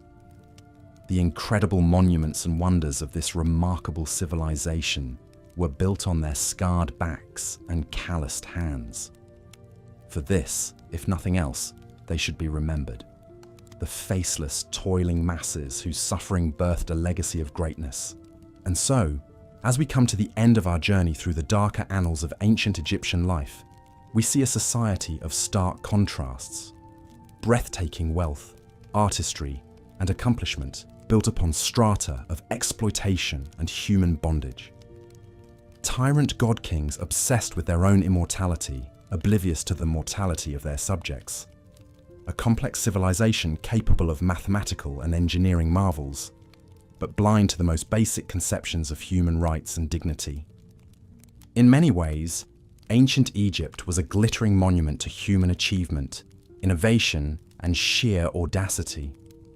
But its foundations were laid in blood and watered with the tears of untold thousands of oppressed souls.